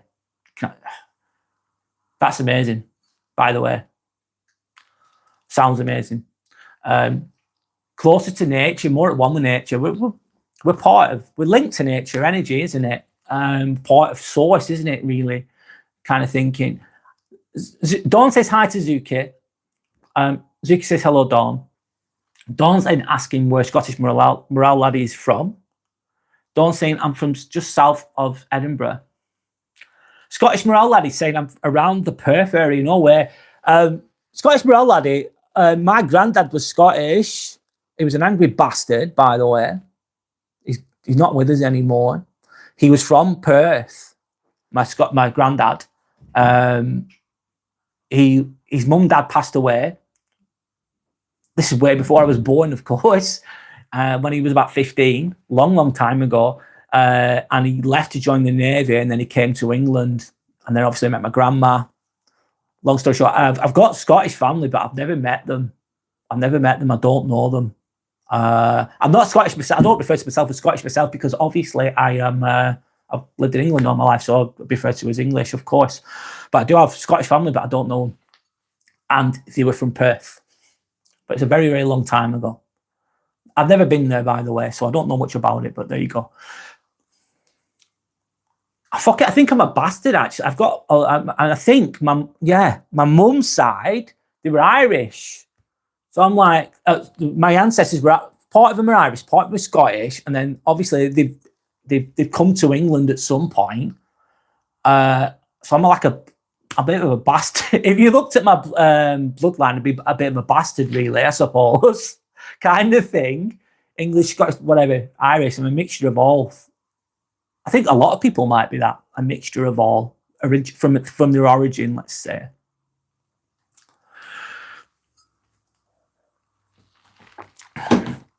And what did Einstein say? Nationalism is like one of the worst concepts as well. It's good to be proud of where you come from, don't get me wrong, but it can nationalism can divide people sometimes, can't it? It can sometimes. I don't think that's always a good thing anyway. And maybe like to, I don't know. It's not meant to be, is it? I think we've not stayed in touch with the people. Obviously, my family's not stayed in touch with the people my family that live in Scotland. It's just the way it goes, I suppose. You can't force things. Sandra's saying hello, Zuki. Sandra says then hi, Scottish Morale Laddie. Scottish Melody says, I've got English family. Scottish Melody then says, hello again, Sander. That's cool. Okay, I'm going to carry on. So how are these... Sorry, one moment. Losing my train of thought, guys. Apologise. I'll just turn over. Let's keep going. How to handle these types of people. This is easier said than done. Don't take the behaviour personally.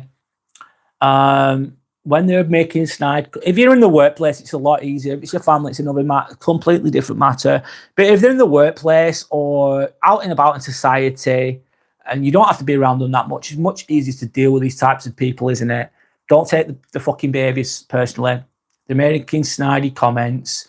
They're trying to put you down to build themselves. They're building themselves up on the back of you at your expense, just to give themselves some fucking bullshit validation.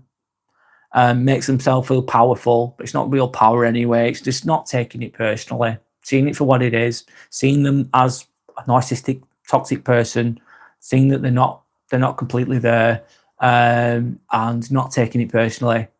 Easier said than done. But if you do take it personally, it's recognizing that you are taking it personally, coming away from the situation, reflecting on it, maybe share it with somebody, and then go, do you know what? I'm letting that shit go because it's not going to do you any good. Don't take the shit personally if it's a narcissistic person. Even if you do feel it, I get it, you're going to feel aggrieved. They're being nasty, they're being rude. Your ego's going to get hurt as well, potentially, of course. But then it's just letting it go, letting it go. I get it's not always, it's easier said than done sometimes, of course. Anyway, another way of handling these things. There's probably many other ways of handling these things, but I'll keep going. Keep your self-worth separate from their opinion. Don't be... One moment, sorry.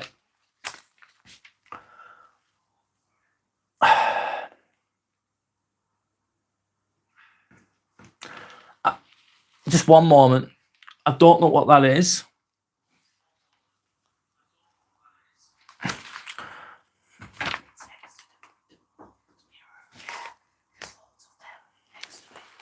Them?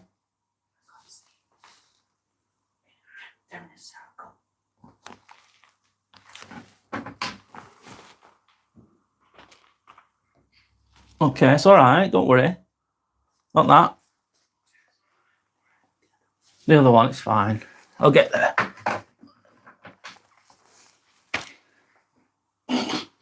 There you go. Sorry about that. Ugh.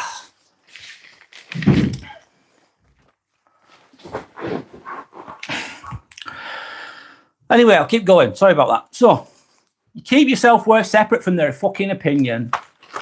Don't be... well, I suppose the world is full of approval junkies. Kind of. And it's having that certain approving of yourself, having that self-love. If you've got self-love, self-respect, you genuinely love yourself, you genuinely respect yourself, you've worked on yourself, these fuckers aren't going to touch you. They're not going to touch you because you've got your own self-worth. And you know you're a decent person. You know you're a good person. You know that you've got your own respect. I think what helps as well is if someone, you can go from hero to zero or zero to hero very fucking quickly in life. Very fucking quickly. 1 minute, you're the best thing since sliced bread. Oh, you're amazing. And the next thing, you're a piece of shit. The best thing to do to stay neutral, in my opinion, is to go, it's okay to get approval. It's okay to get gratitude. And so, oh, thank you for that compliment. But stay quite humble about it. Stay neutral about it. That's going to help you when you get the criticism as well. Oh, you're a piece of shit. That. Okay, whatever. I'm going to stay neutral to that. It's being more steady about it. Be humble about the compliments. It's nice to say nice things to people. It's nice to hear those things. They're lovely. Appreciation, respect, all those types of things. Admiration, whatever. Compliments are really nice, but take it with a pinch of salt. I always try and take it with a pinch of salt. I appreciate them. They're nice, but I try to stay neutral about it. Don't let it get to my head. Think, oh, I'm amazing. Oh, and then you're thinking, I need more of that to keep me going. Don't be addicted to those things. Have it. Get it from within. Basically, is what I'm trying to say. Anyway, I'll move on. I'll keep going. Avoid trying to win an argument with these fuckers. avoid trying to win an argument with these fuckers because you can't outshine their ego. No way. No way. I suppose it goes back to what Dawn said. You're trying to fight fire with fire type of thing, which I could understand why you try and do that. And sometimes that might get you a little win in a way, but sometimes you win by not playing, by being neutral. I'm not playing this game anymore because they're going to keep arguing and arguing and arguing with you all the fucking way. They're not going to stop. And you're arguing with them. You could have some really good things to say as well. You could have some very true things to say to them. You could be fucking on fire. But they're going to keep going with it. You're sucked in then, though, aren't you? You're sucked into the game. The narcissistic game. You're sucked in. If they're giving you shit, and then you fucking go, all right then, dickhead, I'm giving you some shit back, and you deserve this shit, and you could be justified. Absolutely. But if you keep going like that, adding fuel to the fire, they'll do this all day. They've done it all their lives. They're going to keep going, and then you're sucked into the bullshit, and it's going to drain your energy, isn't it? So it's in either words, you say, I'm not playing now. I'm not playing. Change subject, walk away, do something else. Keep your peace, keep your inner power. That's where your strength is. Just be neutral, nothing, calm, quiet. Anyway, I'll keep going. Dawn says, oh, nice. I don't know what that's in relation to. And then Suki says, hello to Sandra, lovely. I'll keep going. So next is going to be obsessive compulsive vampires.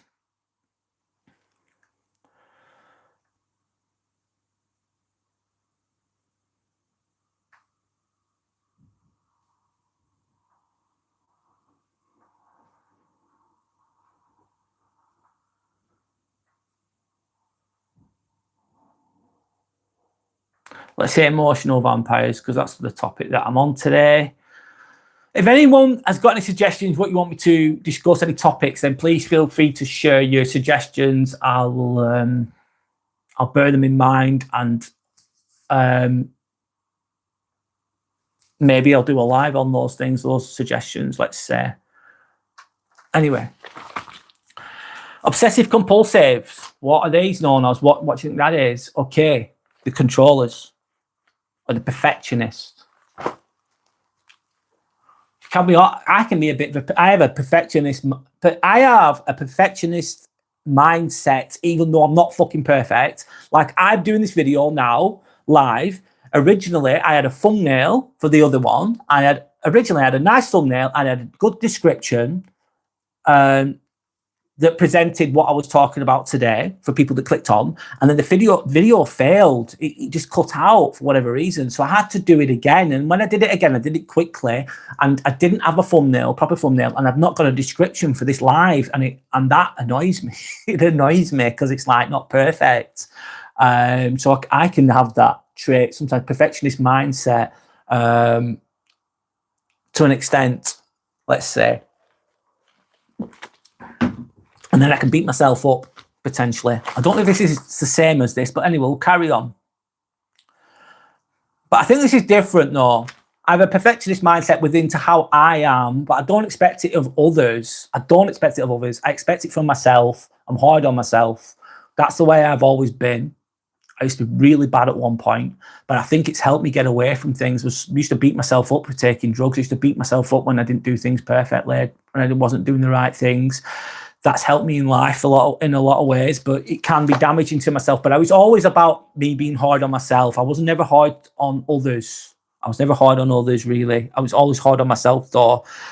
But with regards to these obsessive, compulsive, emotional vampires, also known as the controlling type of people, or perfectionists, let's say, they need things done their way. You've got to do it this way. You've got to fill that sheet in that way. If you don't do it that way, I'm going to give you shit for it, for example. I don't think that's very nice. It's their way or the highway.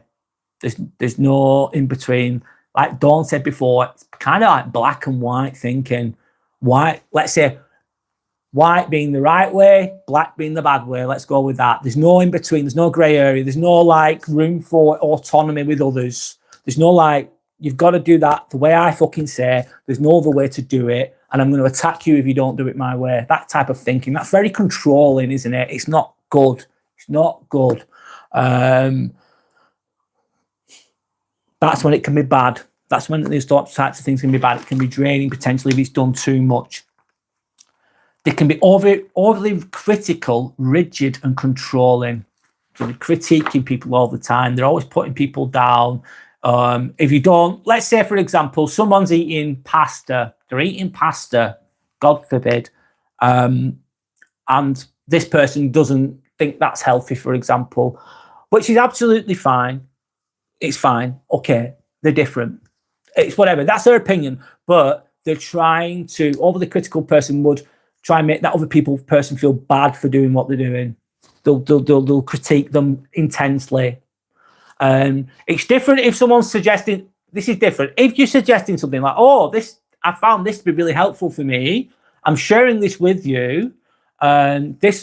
This type of food or whatever, I've got things that really help me, they really work me. That person's coming from a good point of view. They're coming from a genuine place. They're coming from a good place and they're trying to help others. That's different, by the way. That's different in my opinion. However, from my example of an obsessive, compulsive, emotional vampire controlling person, they will force their ideas onto others.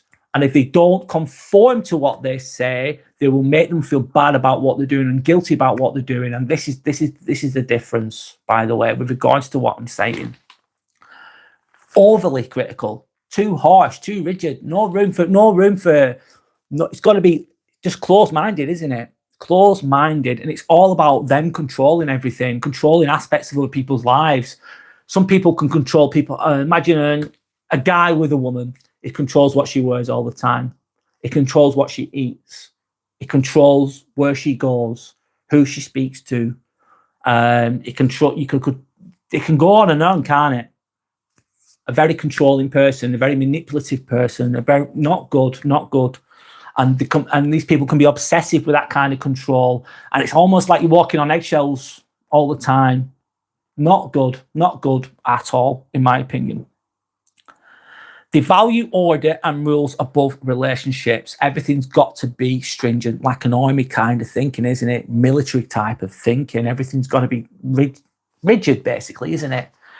Lack of not allowing other people to be what they want to be and who they want to be. They fear mistakes or loss of control. They fear mistakes or loss of control. That's what they're scared of, these types of people. Yeah, I'll move on.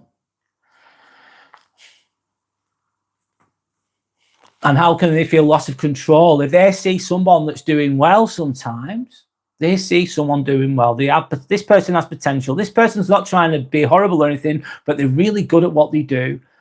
A boss, an insecure, controlling boss will see that as a threat and they'll try and tear them down because they're scared of losing control, because this new person that's coming into the picture, into the job role, is really good at what they do and they see that as a threat to their control. So they will try and tear them down. They'll try and put the brakes on that person to try and make that person feel insecure. That's just another example. I'm giving the best examples I can, by the way. Anyway, I'm going to move on. I'm going to keep speaking. I'm doing my best here, guys. Obsessive compulsive vampires. I've already said that. What wants to dominate every decision or conversation? They want to dominate everything. No one can get a fucking word in. No one has an opinion. They're not going to listen to anyone else. They have to dominate. Obviously, it's linked to that fear of losing control, isn't it? They can't let anyone else shine. They can't let anyone else do well. They don't want it. They don't allow it. They fucking put the brakes on anyone that tries or dares to have an opinion, dares to go against their status quo, dares to go against. It's like a totalitarian type of behavior. Happens in where I work sometimes with some people. They have to have control over everything. They have to have their finger in every pie. And it affects team dynamics. It affects the environments that they're in. It's draining, isn't it? No one can be themselves in these situations. No one has autonomy in within these types of controlling people if they have influence and control over situations, let's say. This can then make you doubt your own judgment, because if you say, oh, I've got an idea, it's like you shut down straight away. That's stupid. Don't say that. Boom, shut down. It's going to make you judge make you feel like you're judging. Sorry. It's going to impact your own judgment, your own impact to make decisions if you're around these people. Sanders then saying, Brad, I'm sometimes a control freak too about certain things. Right. Okay, Sanders, what I've said with this, though, please take it with a pinch of salt. With what I'm talking about, guess what? You're human. You're going to display some of these traits sometimes, especially in certain situations. Can you elaborate more on that, Sander? Have you got anything else to say about that? What are you a control freak about, and why are you a control freak about this? But from what I've gauged from communicating with you, Sander, though, a lot of the time, you're self-reflective as well. So you can't put yourself in if you're a self-reflective person that looks at themselves, that acknowledges their faults and their mistakes, that's aware of those things, or you're aware of your flaws, you have true empathy, you're not going to be in this category, are you? Because these people won't change at all. They won't fucking change at all. They're really deeply, deeply entrenched in this type of behavior. But you are going to see some traits. Have I done any of these things that I'm talking about to an extent? Of course I have, because I'm fucking human. Especially if you're tired, you might be ill, you might be insecure about a situation. I remember, I've got a story actually. I was in a theatre once and I was with people that didn't know what they were doing, okay? I was in a theatre, I was a room manager, I was with people that didn't know what the fuck they were doing, really. They could do bits, but they couldn't do everything. And I turned into a bossy fucker because I had to. I fucking had to that day. I don't like being bossy. I fucking don't like doing it. But that situation is, we've got a job to do. There's objectives to be met. And these people are inexperienced. They don't know what they're doing. So I started to tell them, do this, do this, do this, do this, do this. I don't usually do that, but I did it because of the situation. So sometimes situations can bring forth these types of behaviors within ourselves. However, if you're doing it all the time with everything, constantly, and never changing, never being rigid, that's when you're deeply entrenched in this type of behavior, in my opinion, anyway. Sandra's saying about household stuff, for example, LOL, I'll do things a certain way and don't like it if my boyfriend does them differently. It upsets me. Yeah, everyone's got their own way of doing things. Maybe that's something you could work on potentially. If you've got such a high standards, by the sounds of it, if you've got really high standards, and that person probably not, and not everyone's going to meet your high standards either all the time. You can't expect that. You can't expect that. And it just pisses you off when they do a bad job. All guys, stereotypically, not all guys, are we a bit messier than women most of the time? Yes, I am. Let's be honest. Bit more laid back about things with regards to that type of thing. That's me personally. So it's different values, different. Sorry, I'm trying to think of words now. Different ways of doing things. But sometimes you got to think, all right, that person does that thing that way. Maybe just be a bit more calmer about it. Let them do their own thing. Let them do the things they want to do their way. Scottish Morale Laddie. It was a time where I was mourning for like half a year, just all day. Eventually, I dread stop it, and I look back and I was like, why did I do that again? So let me have a look at what you're saying. Sorry.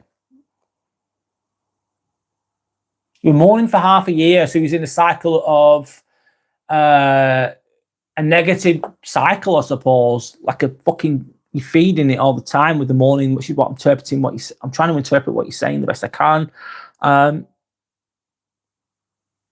Eventually, you did stop it and look back and was like, "Why did I do that again?" Like, "Oh shit, what have I done?" You don't always realize it in that negative spiral as well. At least you've realized it and become aware of what you were doing, though. That's a big thing, Scottish Morale Laddie. I think we all do that sometimes. I do it more if I'm run down and I'm tired. I can see things a lot more negatively. It's so much harder to see things more positively when you're tired and run down as well.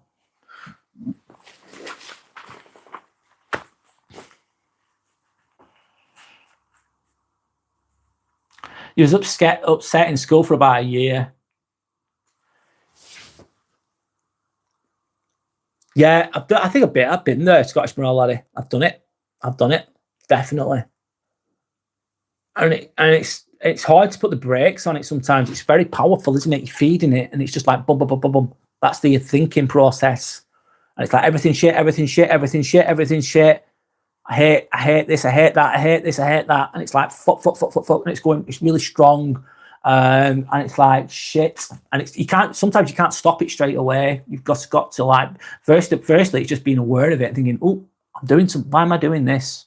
That's a sign of awareness, by the way. But one of the first steps of awareness, it's like you're aware of what you're doing. Like, oh, I can see what I'm doing. I'm actually recognizing that this might not be the best for me. That's a really good thing. A lot of people don't get there, by the way, Scottish Morale. They don't realize they're doing it. Some people do that all their lives, constantly. And then they never change, which isn't good, of course. Anyway, I'm going to carry on. Maybe Sander, going back to Sander, if it really upsets you, why do you think it really upsets you? Where do you think that's come from? I'm trying to go deeper there. Why does it really upset you? With regards to what you mentioned earlier.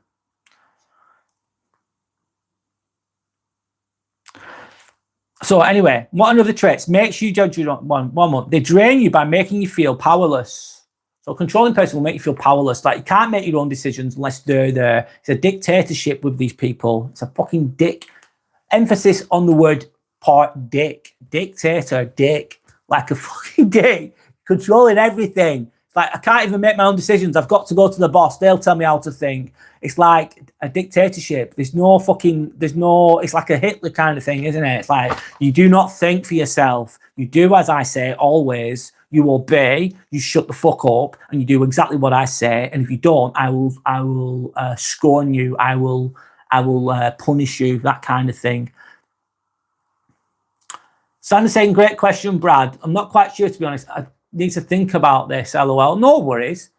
By the sounds of it, Sander, though, if you look at the bigger picture, you might be like that with a certain thing, but that's just your way of doing things, I suppose.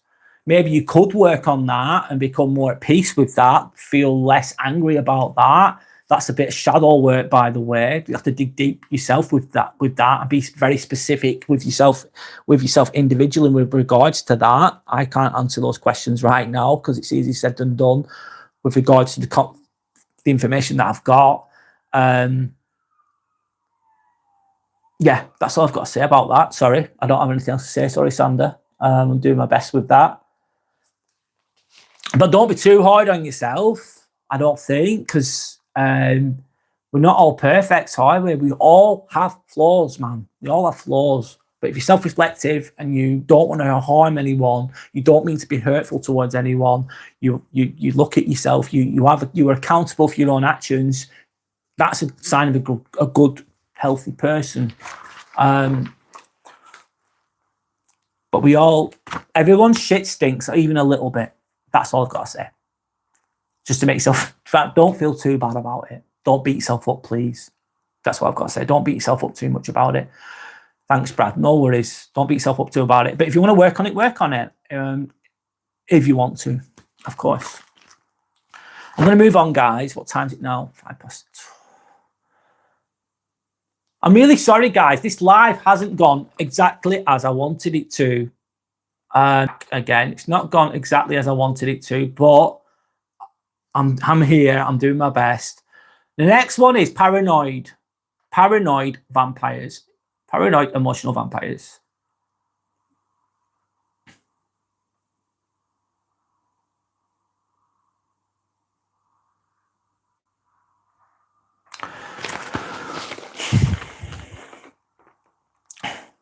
Also known, so paranoid emotional vampires are also known as the suspicious or defensive ones. They see threats everywhere, even in kindness. They're very fearful, isn't it? Very type of thing. They're distrustful, controlling, and they often play the victim. And they interpret neutral actions as personal attacks, more like a victim in a way, a defensive one, isn't it? Really, that's how I interpret this type of paranoid type of person. So if you're neutral to something, they'll see that as an attack. Oh, you've not you're not sucked into my bullshit.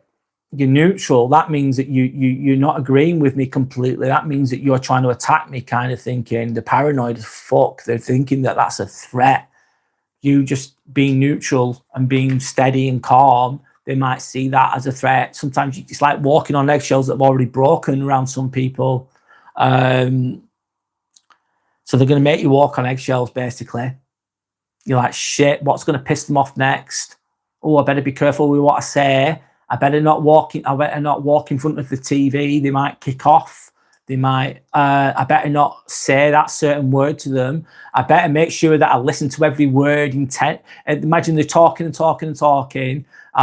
You've got to listen to, hang on to every word, which is not always easy because we drift off, we daydream, of course.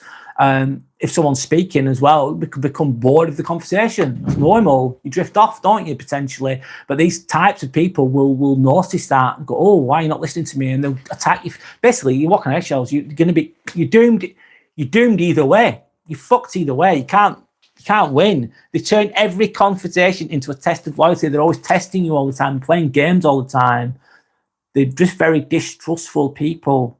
Maybe they've been burnt in the past. They're always testing you to see, oh, that must be awful. I've not really encountered these types of people too much, if I'm honest, with regards to this. I've encountered the others, but this one I'm not too familiar with. They create anxiety and emotional tension in relationships. It's always an edge. You never feel quite safe around these types of paranoid people because there's always tests in place. There's always traps. You're going to fall into a trap, whatever trap that is. You don't even know where the traps are because they're looking at every little thing that you're doing with a very, very hyper cynical viewpoint, potentially. And it must be very difficult to be around these types of people. It's going to be very fucking draining, isn't it? Also, it's kind of like a constant feeling of tension, isn't it, basically? How are you going to handle these types of people? Let's think. Don't try to prove your innocence endlessly. They'll find a new route. So no matter how much you explain yourself, no matter what you say, no matter what you do, you're fucked. It's Baby. Hi, it's Baby. I've just seen your comment. There's no such thing as an ambivert. Why? What does an ambivert mean to you? It's Baby. What's an ambivert then? Please explain. How are you doing? My name's Brad, by the way. An ambivert, it's basically introvert, extrovert, and then there's ambivert. An ambivert is a mixture between the two. I chose, my name is, my channel is called Inspirational Ambivert. One, inspirational, tries to be inspirational, tries to inspire people to do well, to have a good life, to learn through the suffering, etc., covering topics such as psychology or whatever, self-improvement based. I cover a lot of different topics all within that, let's say, that broad niche, I'd say. Ambivert is a mixture between the two. So you like to be around people, but you need time to recharge as well. I chose that name because it's just a different terminology, that's all. That's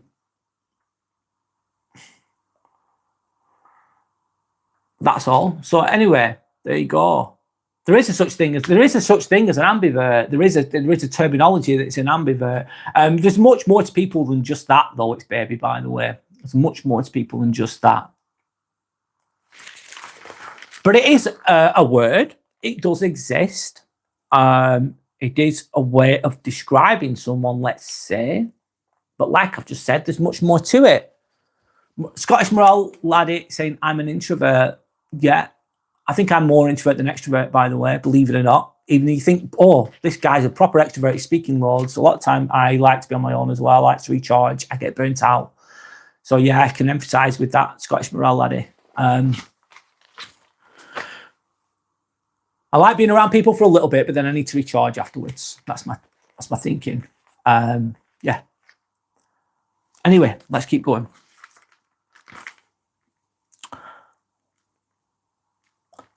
So how to handle these people? Don't try and prove your innocence. I've said that. Keep communication short, calm, and factual.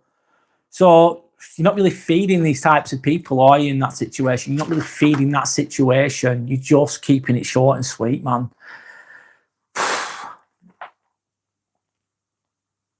Duki saying, yeah, I say I'm about 85% introverted, 15% ambivert, but it's much based on the company around me, how comfortable in myself they make me feel. Exactly.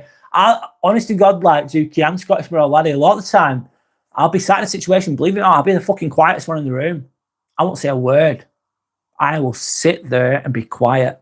Trust me now. You won't think this, because this would contradicts that. But I'm in a room on my own. I've got to speak.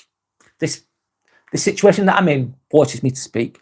But in a lot of situations, I'll be the quiet one. I'll just be observing. I'll let other people speak, and I'm not bothered. It's all good. It depends who you're around as well. So I prefer small groups as well of like-minded people, ideally.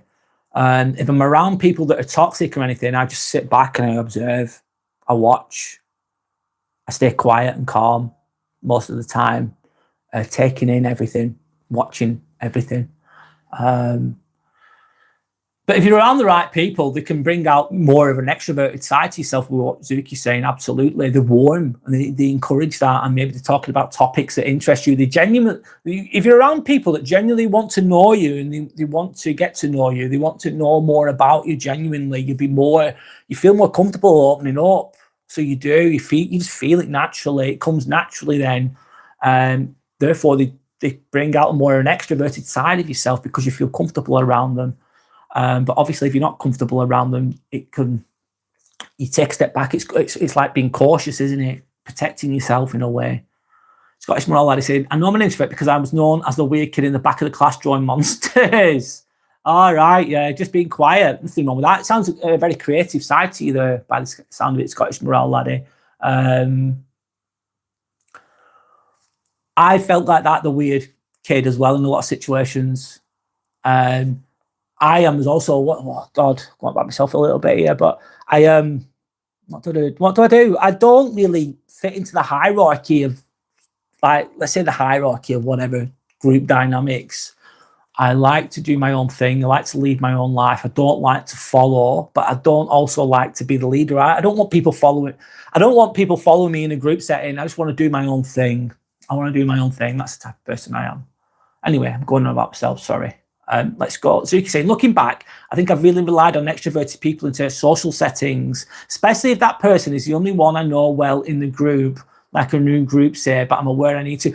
Yeah, Zuki, I like that, because I can emphasize with that. I can understand that. I sometimes think, oh, there's an expert there. They're going to do all the fucking speaking. Happy days for me.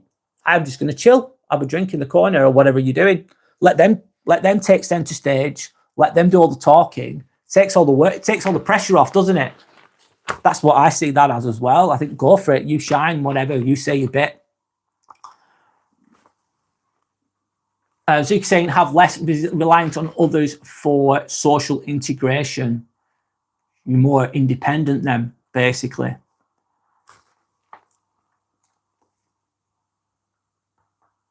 Yeah, sorry, you're aware that you need to have less reliance. Sorry, I'm misinterpreting that, Zuki. Sorry. I'll read that again. You have less reliance on others for social integration. You need to, rely on other people. Sometimes, though, if there's people there and they're doing what they want to do, let them be them, of course. And if that suits your personality or how you are at that moment, then that's great.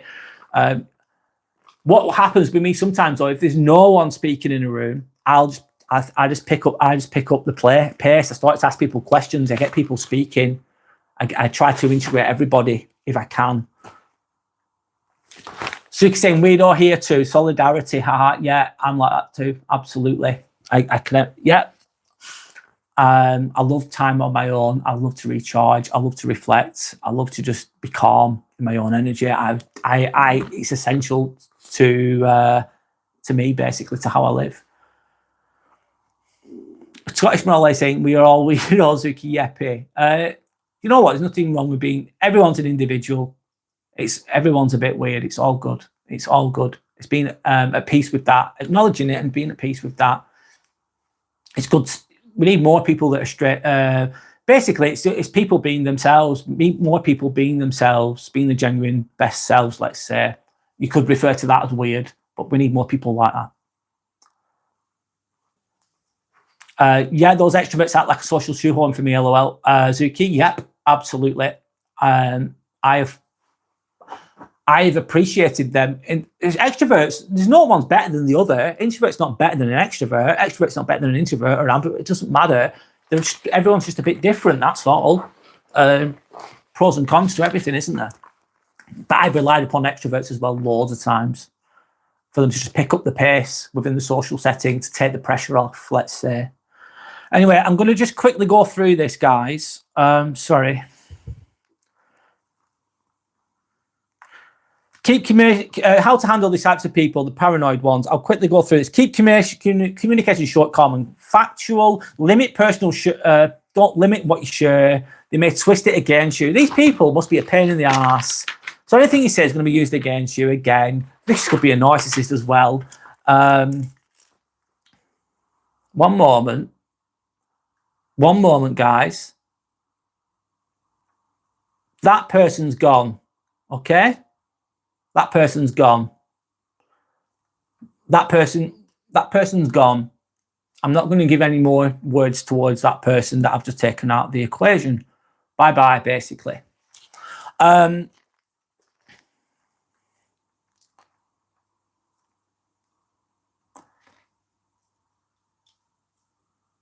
Suki, don't apologise. It's seen that way, but I'm not judging. You're not judging, Suki. That person was trolling, basically, and they've been taken out of the equation. You've done nothing wrong at all, and you don't feel bad at all. Don't even explain yourself. You don't need to. I know that's just bullshit, basically. That's basically an emotional vampire to an extent kind of behaviour from them, not you, of course. Anyway, we'll move on. Scottish Morale Laddie is saying that all my friends are introverts, so when someone comes up to talk to us, we do rock, paper, scissors, see who would talk. That's funny, man. Who's going to draw the short straw here, basically, type of thinking. That's funny.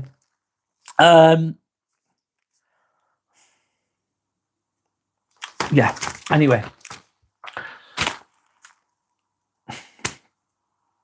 So anyway, I'm going to move on, guys. I'm going to go back to the comments in a moment. I'm running out of time, guys. I'm really sorry. This hasn't been perfect from my perspective, from my end. I'm really sorry. It's not worked out exactly how I wanted it to, but it's still been insightful and good. This is just a self-reflective part. I'm moving on to self-reflection here. Come away from these emotional types of people. Ideally, you stay with these emotional vampires. You want to stay the fuck away from them. You don't need them in your life. They're just going to steal your energy, steal your time. But it's just good recognizing them, understanding the bullshit that they're going to create. And that's going to help you feel better about the situation. Forewarned is forearmed. Keep claiming your power. Be neutral. Don't get sucked into this shit. Don't feel bad about this shit. Anyway, Bernstein also warns, by the way, this is the guy that wrote this book, Emotional Vampire book, basically. He also warns that we all have a bit of emotional vampire in us. We all do, of course. And when we are stressed, insecure, or not self-aware, recognizing your own draining patterns help to prevent you from unconsciously doing the same to others. So we can all be a little bit of an arsehole sometimes. We all fuck up sometimes. We all have a bit of a bad day. We can all act out a little bit sometimes, but it's just catching yourself, isn't it? Catching yourself and becoming more conscious of your actions, basically. But don't be too hard on yourself. If you see any bad traits in yourself, just work on it. That's enough of that today. I'm going to go to the comments the best I can with the time that I have left. Sorry, I don't have much time left. Sorry, guys. I wish I had more. Sandra's saying, I'm an empath. I'm mostly introverted too, even though people think I'm bubbly and outgoing, lol, but they definitely don't know me. Yeah, sometimes the person that seems to be outgoing can be an introvert as well. It's like it's not always straightforward and obvious. Yeah, they can misinterpret you, and a lot of people don't even try to get to know us anyway. Maybe that's sometimes a good thing, but a lot of people don't. A lot of people can misunderstand us. A lot of people can underestimate you as well. They think, "Oh, you're quiet.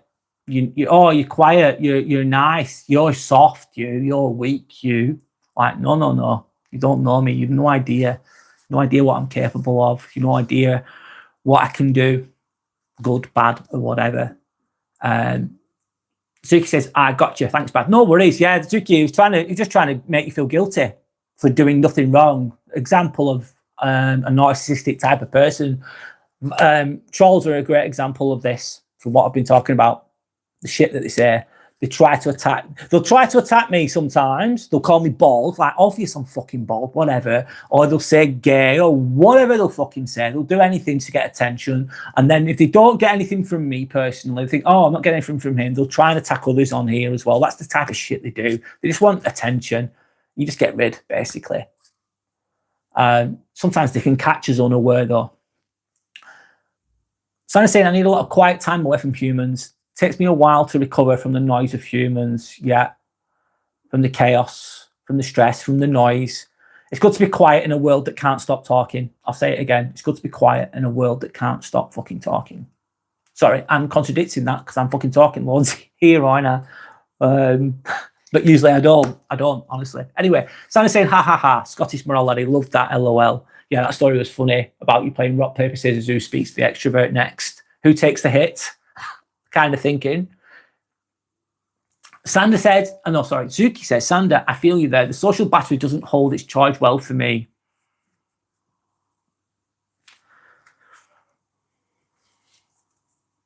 And don't apologize either. This has been great, Brad. Oh, thanks, Zuki.